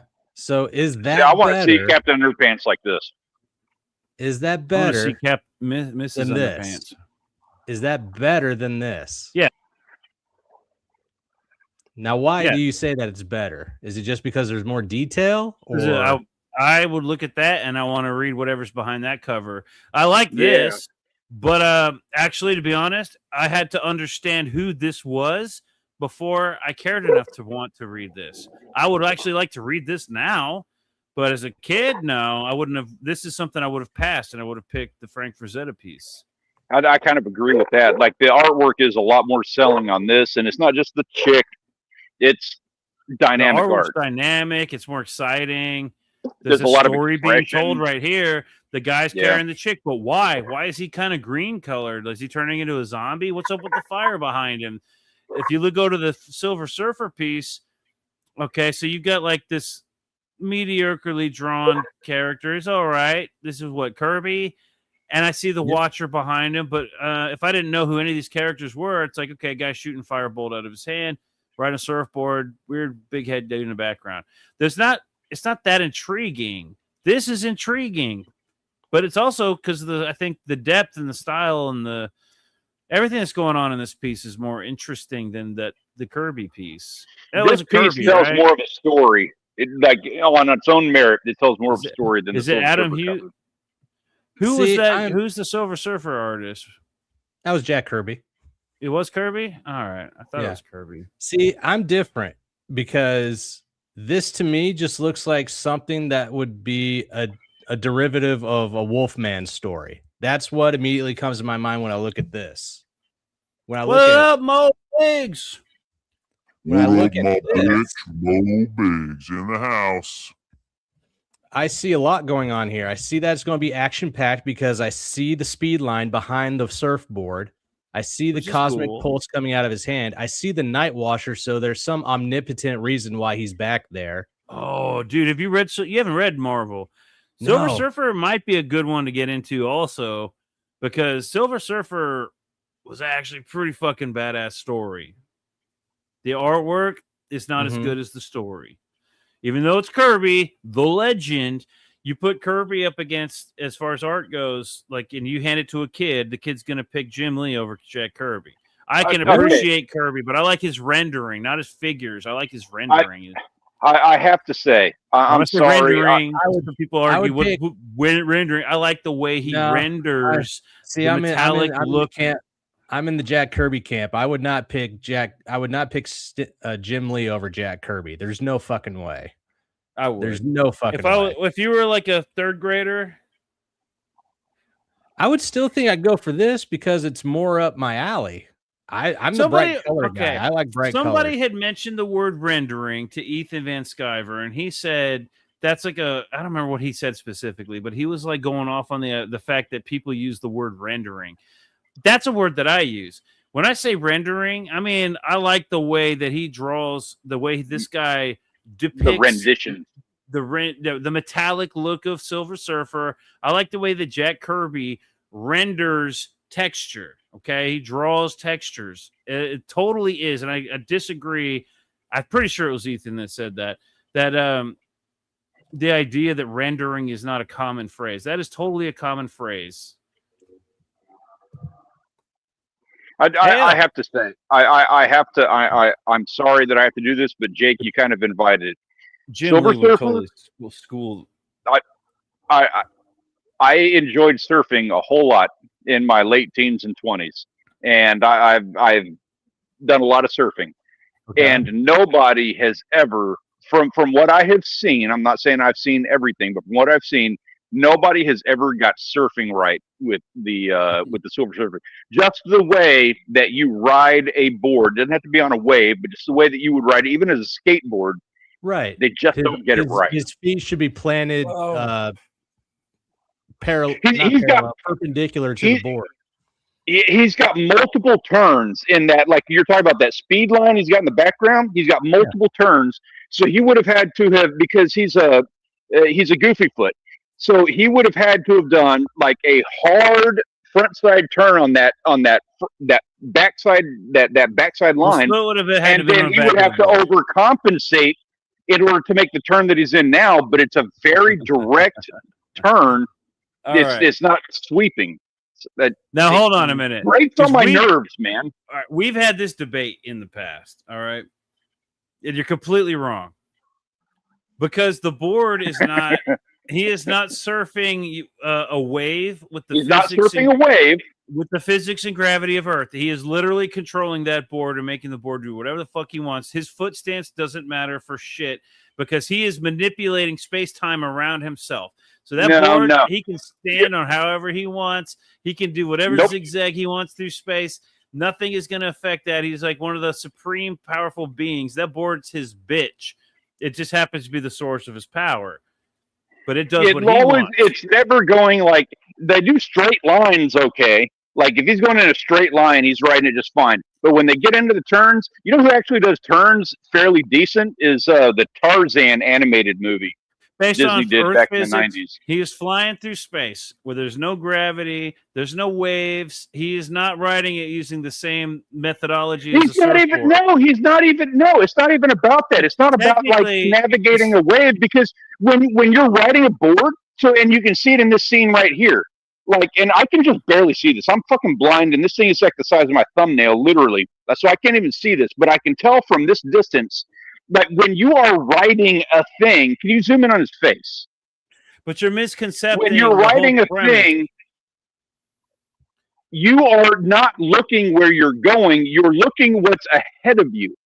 And he is neither looking in the direction of where he's going. He's not looking in the direction of where he's turning, and he's not looking in the direction of where he's shooting his thing. I agree with that. He's like off in space thinking about something. He is not. That's like not how that's done. He is looking forward or looking upward forwards and shooting downwards. I don't know what the fuck he's shooting at. He's looking into the camera for his little shoot. Yeah, well, he's like popping cockroaches on the ground. But also, you're misconstruing that foreground like leg is that's thick, boy. Oh boy. But the thing is, you're looking at it from the perspective of him riding the board. Right. Which he's not. So he's not riding the board. He's not actually like silver surfing anything. It's just a board that's attached to his feet. The board is attached to him, and it's called Silver Surfer because it's a board, and it's like, oh yeah, it's something that people can understand. Like he's like a surfer, right? He's like a silver guy on a surfboard, right? Batman Forever, the second worst movie of all time, manages board physics better than Silver Surfer. Yeah, but so did Escape from LA. Yep, which is nowhere near the second worst movie of all time. No, Escape from LA was awesome. Was that Volcano or was that like cinema? I can't remember. Was he riding a volcano at the surfboard? No, that was straight up. That was back in the day when they really were like, here's a board and a volcano. Now you're going to surf it and we're going to film it. That was all real practical effects. Now, Silver Surfer breaks the laws of physics, so I don't care what he looks like on the board. If it looks cool visually, then yeah. If you're a surfer, you're like, that's not how you ride a board. Why isn't he holding the board? Why isn't it's not just a surfer? If you were a board rider of anything that requires a board to ride, this is wrong. This is not. It's totally wrong. That board is totally parallel. All right. Imagine if you were on a skateboard, right? That was 10 by 10. You could stand on it however you want. That board's going to do. You have to have a motor. When you turn, when you turn, that board is going to go at an angle. And scroll down in this image. His board is totally prone to the x-axis. The There is board no. does what his He's mind leaning tells his it to body do. into the turn, and the board is totally flat. I see. I know what you're saying. His foot should be further back and pushing the board in. There to should, turn there it. should be some lean to the board to the side. If it required skill to ride the board does what his brain tells him If to there was do, any or what his writing brain on the tells it to board. do. So he's not So the the- Silver Surfer. He's like Silver Guy with a stick. He's silver guy because he's stuck to a silver board, and the silver board it does what his brain tells it to do. So he doesn't have. There's no like physics. Like he doesn't manipulate the board at all. The board does what his brain. He's manipulating it through his brain, not through his body movement, because he's It in has a nothing zero to do with any gravity. of it. He's The doing board zero doesn't do gravity. anything. His face. There's nothing to push against. There's nothing to ride against. There's no reason for his stance to be goofy or whatever. Straight-footed. It's like it does what he wants it. It to doesn't do. matter if it's space. We're talking about center of gravity. The center There of is gravity no is going to gravity, be bro. It's zero No. G's. Zero no. gravity. If you are in a turn, there are G's. If you are going in a straight line, even if it's in a vacuum, if you're going in a straight line and then you veer off of that, you have to lean into it. Your center of gravity goes down, and This as is a part of your result, the flat board earth- is going to have a tilt to it. This is your flat earth bullshit where science doesn't prove anything. It only disproves things. You flat earthers Yeah, and are I just fucking weird, disproved it. man. I just disproved Silver Surfer. Silver fucking Surfer. The only Not thing that he'll it's that give hard. you, They've the never only got it thing- right. the only thing I'll give you is that he's shooting that beam off of some weird shit, like his ex. Or That's maybe a like weird somebody's fucking angle on carjacking him. top of everything. Yeah, like that's a weird thing while he's looking at the camera doing a selfie. But And he's Other nose than riding, by the that- way. That's a completely different dynamic on this. We don't even need to get into. also, scroll up, He's Jake. trying to like do a cheater 5. Silver Surfer aside, what the fuck is the Watcher? Look at that face he's making. The disapproving. He knows. He knows. Like- He's looking at it like, bro, He's that looking ain't at how it- you ride that. Yeah, he's like, bro, where's your fucking stance? I've never seen- back. I've never seen any panel where a watcher is smiling. No, but it's not even they usually have like He's got I a don't little know. giggle in him. less expression. Right here, he is like absolutely disapproving of Silver Surfer's like stumbling on that board. He is. Yeah, he's stumbling on the he's board. he is. He's stumbling in that scene right there. He's stumbling. He's not getting. That's because That is he's not a trying fluid to- turn. He's trying to get his stance after that turn, and he tripped. That's what's happening right Whatever here. the fuck he's firing that beam at, he completely fucking missed because you can tell he's not even pointing his fingers in that direction. He's And the firing at watcher his is like, critics. oh. The true His G-force critics where are on the these other dudes- side of the panel. He missed. The true G-force where these dudes getting so passionate about foot positioning in a comic. It's important. I Center of generally gravity. disagree. If you are turning, you have a set. Like no matter what, you can be zero vacuum, zero gravity. You're going to have a center of where your gravity of everything is. And if you go into a turn, that center of gravity is going to get lower, That regardless center of how much gravity gravity for you have. him. For him, that would be at his feet, where the board connects. That's and why does what it's he wants. centrifugal force. That's why you have space stations with the circle, and you spin that circle, and that creates artificial gravity. It's the same thing when you're like moving, when you have movement, even in a straight line. If you go to veer off of that, it's going to change that center of gravity. Stanley's a writer with a high school diploma.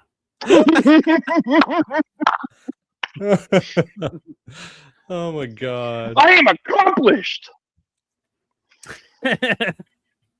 It's important. They He were ca- charging 12 well, we fucking can- cents for this. We book. can check the some college box on some resumes. Unfortunately, I hate McDonald's applying for jobs, dude, because McDonald's only half doesn't of the have time that. do they have the Yeah, yeah, right. I was went gonna to say college. Did you McDonald's finish? doesn't have No. that some college box. It just has the fucking high school box. Dude. Oh yeah, well deserved. No. But when it comes to writing, Silver Surfer was actually that run in particular very. You know, I well have written. 120 hours. The artwork was all right. I wish I love Kirby's artwork, but I didn't back when I was a kid, like because that was already old school artwork back then. Like maybe when I was a kid, at the time that was written, I probably would have loved it. Justin Soto says, no, you're right. The silver alien imbued with the very real power cosmic is scientifically inaccurate when it comes to surfing. More like silver poser, am I right? Yeah, fucking landlubber. Go back to the mainland, Howley. More like silver pro. Oh, hey. That you got it out of me on that one. It's been a minute since we've done a Grody review. And I need to know what are we going to review? Well, we're going to review 2 issues of Outlaw Nights. Ooh, yeah. Or are we going to review Star Circuit issue 2? Oh yeah. I'm Star Circuit. Got options. Because we kind of looked, the other one looked cool too, but Star Circuit. I'm we look at Star Circuit. Okay. Put out a community post. I want to see what people say on a community post. Like, put a poll out. Yeah, but nobody responds to our shit unless you put something offensive first, like or so. Put something offensive. All right. Something, Jake. Yo, make it about the Jews. Yeah, make it about the Jews. Yeah, you know that works every time. If you put Jew in your tweet, no orange juice or apple juice, juice. Oh, juice, orange juice. Yeah. No, don't not the Jews. They've been through enough. Well, I mean, it's popular. It's a hot topic right now. So orange juice. I thought you wanted the table. I thought you wanted the platform. No. He got all like shy for a second. He's like, I'll talk about Jews all day long, but not if I'm full screen. All right, let's go. I'll talk about juice. Oh yeah, perfect. Yeah. Hold on, I'll be right back. I get a drink. Okay, so this is what you do. Star Circuit, put a poll out. Put a poll out on the community tab, and do which is better, orange Jews? We'll talk about Star Circuit. Apple Jews, and we'll talk about the other one. I forget the name of it. And let's see what people say. Justin Soto says Star Circuit. Mo Biggs says Star Knights of the Outlaw Circuit. I swear to God. Then Mo Biggs goes Outlaw Knights, more like Outlaw Kikes. Am I right? I swear. No love for Outlaw. Is there anybody of Jewish descent? Jewish descent who is watching this? If so, sorry. We would love to hear your thoughts. Yeah. Speaking of, Elliot keeps on trying to beat me to our 3 guy 1 comic podcast for some reason. I don't know why. He always tries to beat us to it, but it's not happening this time around.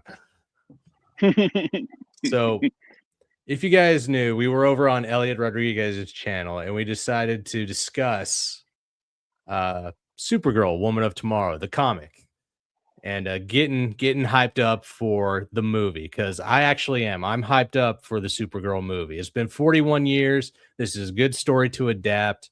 It's not James Gunn directing. He's not directing. He's the head of the house, but he's not directing it. All right, calm down.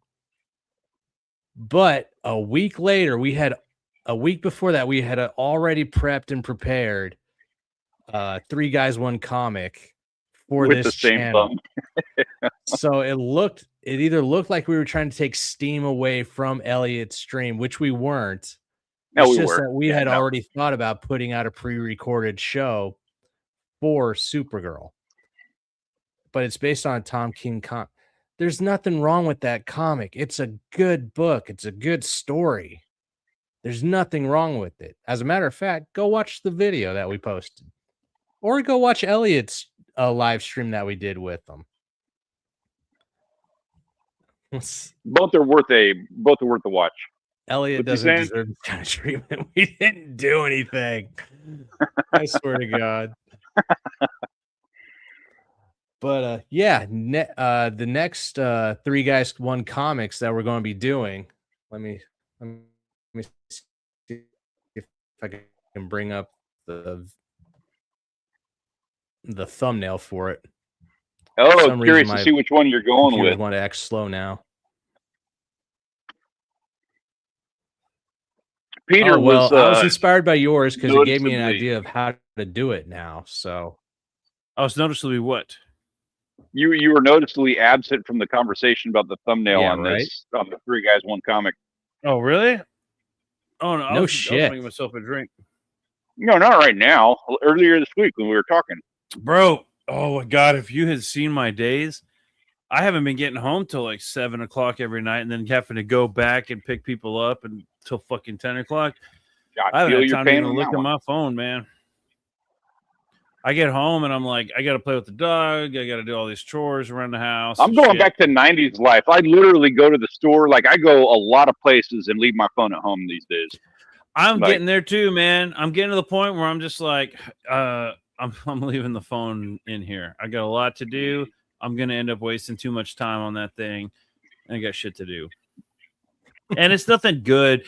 Like when you pick up the phone, you look on YouTube. Sorry, YouTube sucks lately. I would love to have that channel that I'm like, oh yeah, they made out a new video, but there's nothing I'm looking forward to on YouTube. You haven't seen the new Stanley Orchard Studios video that just came out this afternoon. I just did. You're talking my boy. Yeah, you were talking about all the B-roll stuff, right? Mm-hmm. Yep, I watched that whole video. It was pretty good, and I agree with like pretty much everything you were saying in that video. What channel is that on? This is the note that everybody gives Tom King about. It's that one goddamn moment he had in Batman where he does a self-insert for a Catwoman sip, is Mo Big's words. All I heard was that he had a bad take with Catwoman in a Batman book. And that's it. That's all you need. That's what it, Jake. That's like somebody saying, no. Yeah, but that's like somebody saying, no, but Amaranth is a good person. No, that's like saying all you Stephen need to King, do to ruin your. That's like saying Stephen King had one bad book, so you can't read everything else. That doesn't hold weight with me. I mean, Stephen King is not the same, but okay. Ben, you need to read Woman of Tomorrow. It's actually good. Yeah, it is actually pretty good. Yeah, and that's a good example of like good writing and mid art. Like the colorist, I think, saved most of the artwork in that book. The artwork's not horrible or anything, it was but the good. colorist saved it. It was good with flaws. Yeah, good with flaws.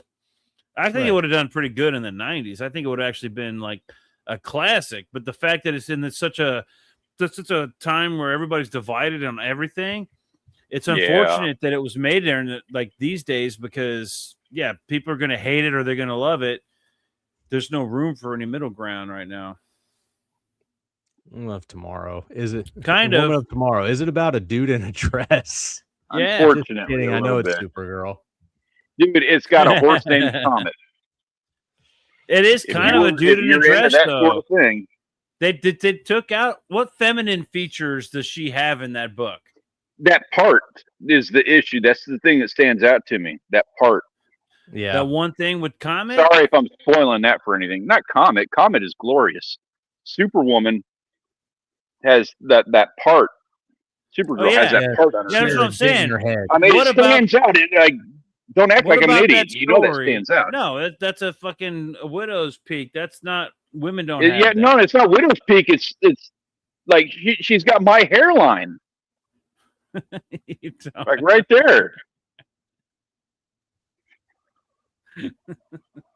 Actually, once again, you guys rather see? Would you guys show rather us again where your hairline is? Right there.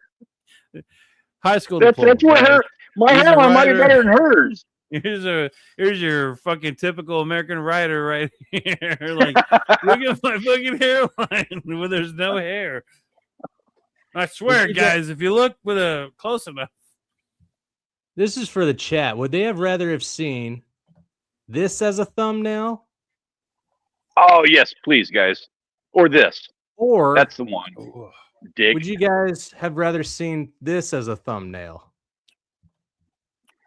Because I was tied because I really enjoyed what Peter created for the thumbnail. What was the other one? Yeah, The it one was you made. Raphael. Not Raphael, sorry. I'm trying not to do yeah, but, spoilers. no, hold on. The first one was the Ninja Turtle one. That was a Ronin. Yeah, That was Last Ronin. That's the next one we're going to do. Well, how do you But compare I'm that talking to about your this? thumbnail because I Yeah. enjoyed your thumbnail. Which one would you guys have rather seen? Would you have rather seen that or would you rather seen this? There you Yeah, go. this was my thumbnail. I personally, I like as much as I like this. I was going for a couple of themes here. Kind of a. I love 90s the theme. idea on this. It just needs to be more But- cohesive. If we had like 100,000 subscribers, this would work all day and night because who needs, Right. to catch attention when you already have the subscribers? But for the sake of like where we're at now, I think the other one actually works better than mine, which is this one. See, I like yours because it's more unique and it's, 3 guys, 1 comic. It looks like a bunch of, half-assed That's guys literally- talking about a comic that that one guy enjoys and hopes to make his friends enjoy too.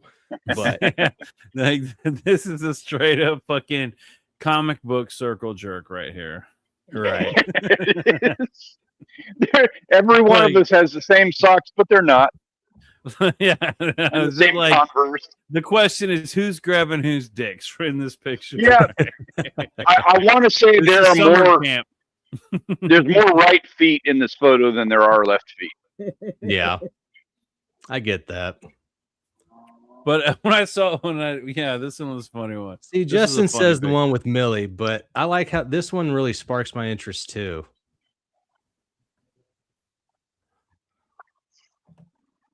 But you guys should be standing behind the couch with the comic book propped up on the couch. Okay, the original concept was one guy, one screwdriver, where I was gonna have the 3 feet with the bloody comic book underneath them. Right. That one was not gonna fly, so I had to come up with a derivative. But then, yeah, you came up with this one. This one definitely works more with the YouTube algorithm. Yeah, which I hate the fucking YouTube algorithm right now. I don't like it either because it does zap a lot of creativity. You should be able to have fun with a thumbnail and fun with make it work. But here's the thing. The YouTube algorithm is not a YouTube algorithm. It's the human algorithm. That's what people respond to. And this is what people respond to. So Yeah, you took the as words out of my creative mouth. as I on would that. like to be, it's not what people would click on. Maybe if these feet were standing on Millie. Oh, maybe. Yeah, I'm thinking about Oh, that. Maybe if Millie had 6 feet. I actually like Millie Oh, better she than the did. way she was depicted in the comic book. I think You can Millie see the hairline. is a better Well, yeah, 'cause version. Millie, they're really mixing in, I think, a lot of New 52 style with the Woman of Tomorrow's story. That's where I think that they're crossing over. But and I over disagree in a sense that the New 52, she was even hotter than the Woman of Tomorrow book. And in the Woman of Tomorrow, she's like this classical, beautiful, right? Millie is perfect for the character that is being told. It's not a beautiful character or a hot, sexy character. It's a fucking train wreck character. And Yeah, I know yeah, Millie well can said. be beautiful. She's got the capability of being like fucking hot and sexy and all that. But she's got the way they're depicting her is exactly how the character should have been depicted in all of those comics, the New 52 and Woman of Tomorrow, as a train very wreck. well said. That's exceptionally yeah, I agree. Because I always was thrown off when I'm reading The Woman of Tomorrow. I'm like, this character's supposed to be drunk. She's supposed to be like distraught. I'm not getting any of that. I'm like, oh, she's having a bad hair day. In fact, I don't even read woman out of her at all. Like somebody said earlier, that's a dude. That's a dude talk. That's not how women talk. So I actually 100% approve of Millie Alcock. I can't wait. I want to see how she portrays this character because it looks fucking cool. I'm cautiously optimistic. Like the failure rate on these things is sadly like higher than the success rate. Yeah, so you can have all of the elements, but like I have faith. Like some of the things, like a lot of the things that I've seen, especially after having read it, I see where things are aligning, and I'm cautiously optimistic. I like the way Ben. I like the way that they drew Supergirl in the New 52. She's like that super sexy, like that look, but that's not who Supergirl is. That's not how she was even written in that book, and it doesn't work. Like you don't want some barfly sexy girl with trauma, right? Like that's a girl who's like got daddy issues because daddy left, not some girl who watched her entire species get obliterated. Like you need somebody with a little bit more depth and character and intellect to be able to depict a character like that. Otherwise, it's a waste of a character. And I think Millie Alcock's got that. And I'm actually really excited to see Millie Alcock as Supergirl because I think that's going to be a really good movie. On top of the fact that their selling point right now is Lobo, but I don't think Lobo. In my opinion, I am less excited to even see Lobo at this point. I want to see Millie Alcock be Supergirl. I agree. As wonderful as a Lobo as Jason Momoa may be, yeah, especially as Lobo. I am going to stand my ground on the fact that we need to stop handing over the majority of a movie's budget to big name actors. We can get in regular actors to play these characters and focus their budget more on the storyline, more on the movie itself, rather than paying somebody $100 million and telling them, yes, we'll make you, you can headline 2 or 3 movies after this. And we'll give you speaking roles for a movie that doesn't require your role to have a speaking part. He doesn't need to even be in the trailer unless he's a major part of the story. And if he's a major part of the story, that's a waste because that's only them trying to sell the movie off of fucking Lobo. Yeah, which is a waste trying to sell the next movie at the cost of this one. Which is what they did with the last one. The last one was the cost of Superman at the cost of doing a Supergirl. Well, that was like 30 seconds. No, 30 seconds is fine. Like a little like just nod at the end is fine. Well, I'm referring to like Halle Berry and X-Men. Okay, that's fair. That's fair. They did only throw her at the end of it, but literally she was probably the most important thing everyone was talking about when that movie came out. Like I heard more about that 30 seconds of Supergirl than I did the entire movie. That's because people are stupid, and people saying that shit like need to fucking shut it off. Like, hold on a second. I'm hoping the next thumbnail should be Supergirl on one side with Ironheart on the other, about to duke it out with Stanley in the middle and the word balloon. Girls, there's enough of me to go around. I'm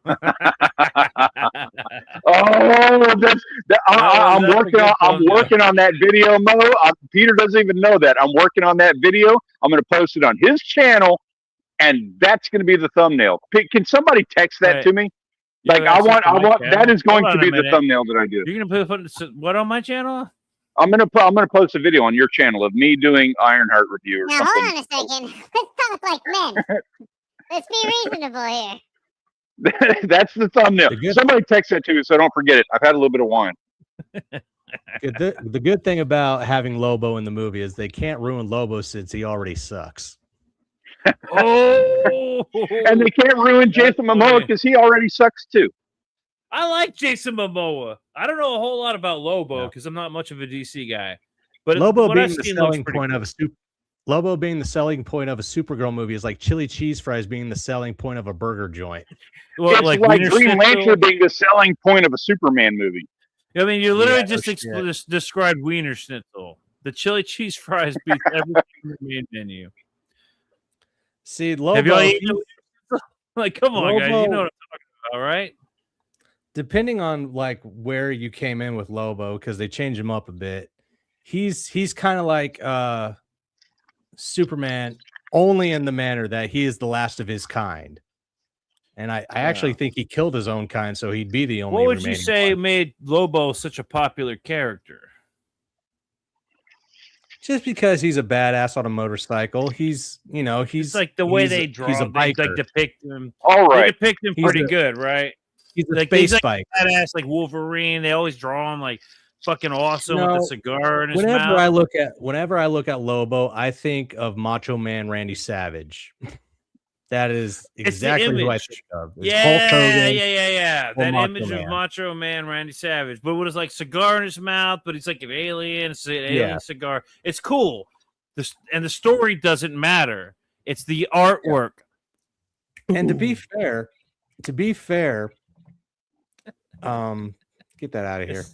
You don't even know who Lobo is. Not you, but we don't No. even know who Lobo is. Can We I just know just say, what he am I the looks only like. one who wants to see a Lobo versus Aquaman movie? Could Yes. happen. Because But, he kick Aquaman's ass real fucking quick. It's actually No, it all right to have Lobo in a Supergirl movie because in Supergirl New 52, Lobo does appear and they do duke it out. It's for a short stint, but they do duke it out. So they want to like see that pulling from crossover. comics. Yeah, it makes It's, sense. it's the only time. It's the only time to they actually bring him cross in. paths.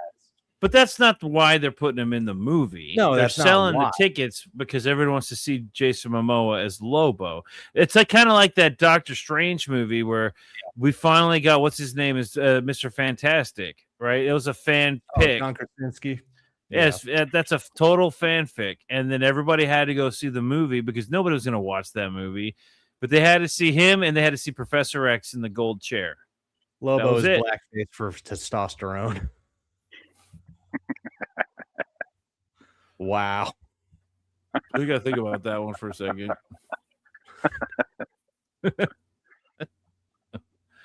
Let's see. It's okay to have Superboy making out with some pink-haired twink in the movie because it happened in no. we Yeah. don't go that far. That's what I'm saying. Really? Really? Yeah. We're going to talk about that? We're not talking about Comet and Supergirl? Like, sorry to Yeah. keep bringing that up, but that Oh, happened. Hold on a minute. Do you know what he's talking about, though? Right? Superboy and the pink-haired twink kissing. Yeah. They Well, had a whole Kind run. of That's way worse. self-explanatory. That's way worse than Comet. Comet's Uh, at least that- heterosexual. Except and that was magical. made fun of in Venture Brothers 20 years ago. So, No, hold on a minute. Comet and Supergirl's a beautiful, magical moment. It's All right, Superboy. I and agree. that I think pink-haired- it is. That's some weird debauchery going on there. There's some Little weird, bit. dark magic happening. That's Superman's boy, and Superman's away, so we're the readers. We have to watch out for Superboy. It's our job. And Yeah. I see Superboy going down some dark paths, and I'm trying to tell him, boy, you can't do that. But he's not See, listening. This is where the argument of this is not my Superboy comes in because my Superboy is Connor Kent, not John Kent, the gay son of That needs Superman. to be a T-shirt, Jake. Not This is my not my voice. Superboy. Not It's my not This is not Superboy. my Superboy. Superboy. That's right. As a matter of fact, it'll be on my channel here in less than a week. It's going to be Peter Orchard's art on the t-shirt. Right when I I like yeah. that. That needs to be more of a thing. Yeah, I agree. Peter. What? Hold on, I'm looking You up guys something want a that comic fits this. t-shirt. This is not my Superboy t-shirt. Make it Yep. happen. Oh I yeah, agree. I can do that. DTF prints. Make that shit happen. Now hold It's on, a thing. It's a thing. Jake. What? You gotta share my screen. Hold on. Oh, boy. Sharing. Share my screen. The Share fuck? screen. Share What? screen. I didn't deserve window. that. He deserved that. Here we He- go. He keeps pressing buttons and it makes me remove you. I didn't do that. I have no control. All right, Jake. He wasn't even There doing the we go. voice. Oh, wait a minute. Hold on. I gotta unmute. I forgot. Unmute. There we go. Okay, here we go. This looks like a Beach Boys song. Restrooms can often be a hangout for the homosexual. What the fuck? Can y'all even hear that? I can't hear A that. little bit, yeah. Y'all can hear it? Nope. I can. It's a Beach Boys song. Public restrooms can often be a hangout for the It's homosexual. a PSA. Bobby and his friends. I can't hear Turn up shit. your Y'all can hear computer's that? volume. Y'all can't hear that. That's not even. Volume is that's really not low, even- but I hear it. It's not muted. What the fuck is going on here? Damn it! It ruined my joke. Never mind. So this is a plug for. Can I be big for just a second? Like, It's give one of me those 5 seconds. Homosexual I need- plugs, those PSAs that you still Meld use. Studio. We are a fan, and we are a little financially strapped and unable to do what we need to do. So if you wouldn't mind, please sponsoring us. We would very much enjoy using your product, and that's all I got to say about that. Meld one's Meld? Studio. Mel Studio or Meld? Meld. What do they do? They do streaming, things like this, but on a highly professional level, where you are able to pull up your screen. You can have it as a screen share. You can have your audio, pull up the chat. There are so many things that I can't even mention them in a 30-second ad integration for this video alone. You would need to click the link in the description down below to figure out all of the things that you need to figure out about Meld, because it is the chef's kiss of streaming software in 2026. Huh. Wow, I have to that's check pretty good that plug. out. But until then, be ready to prep for this. Yeah, it's coming down the coming because line. I can't wait to talk about this one. This one's going to be a good one because I am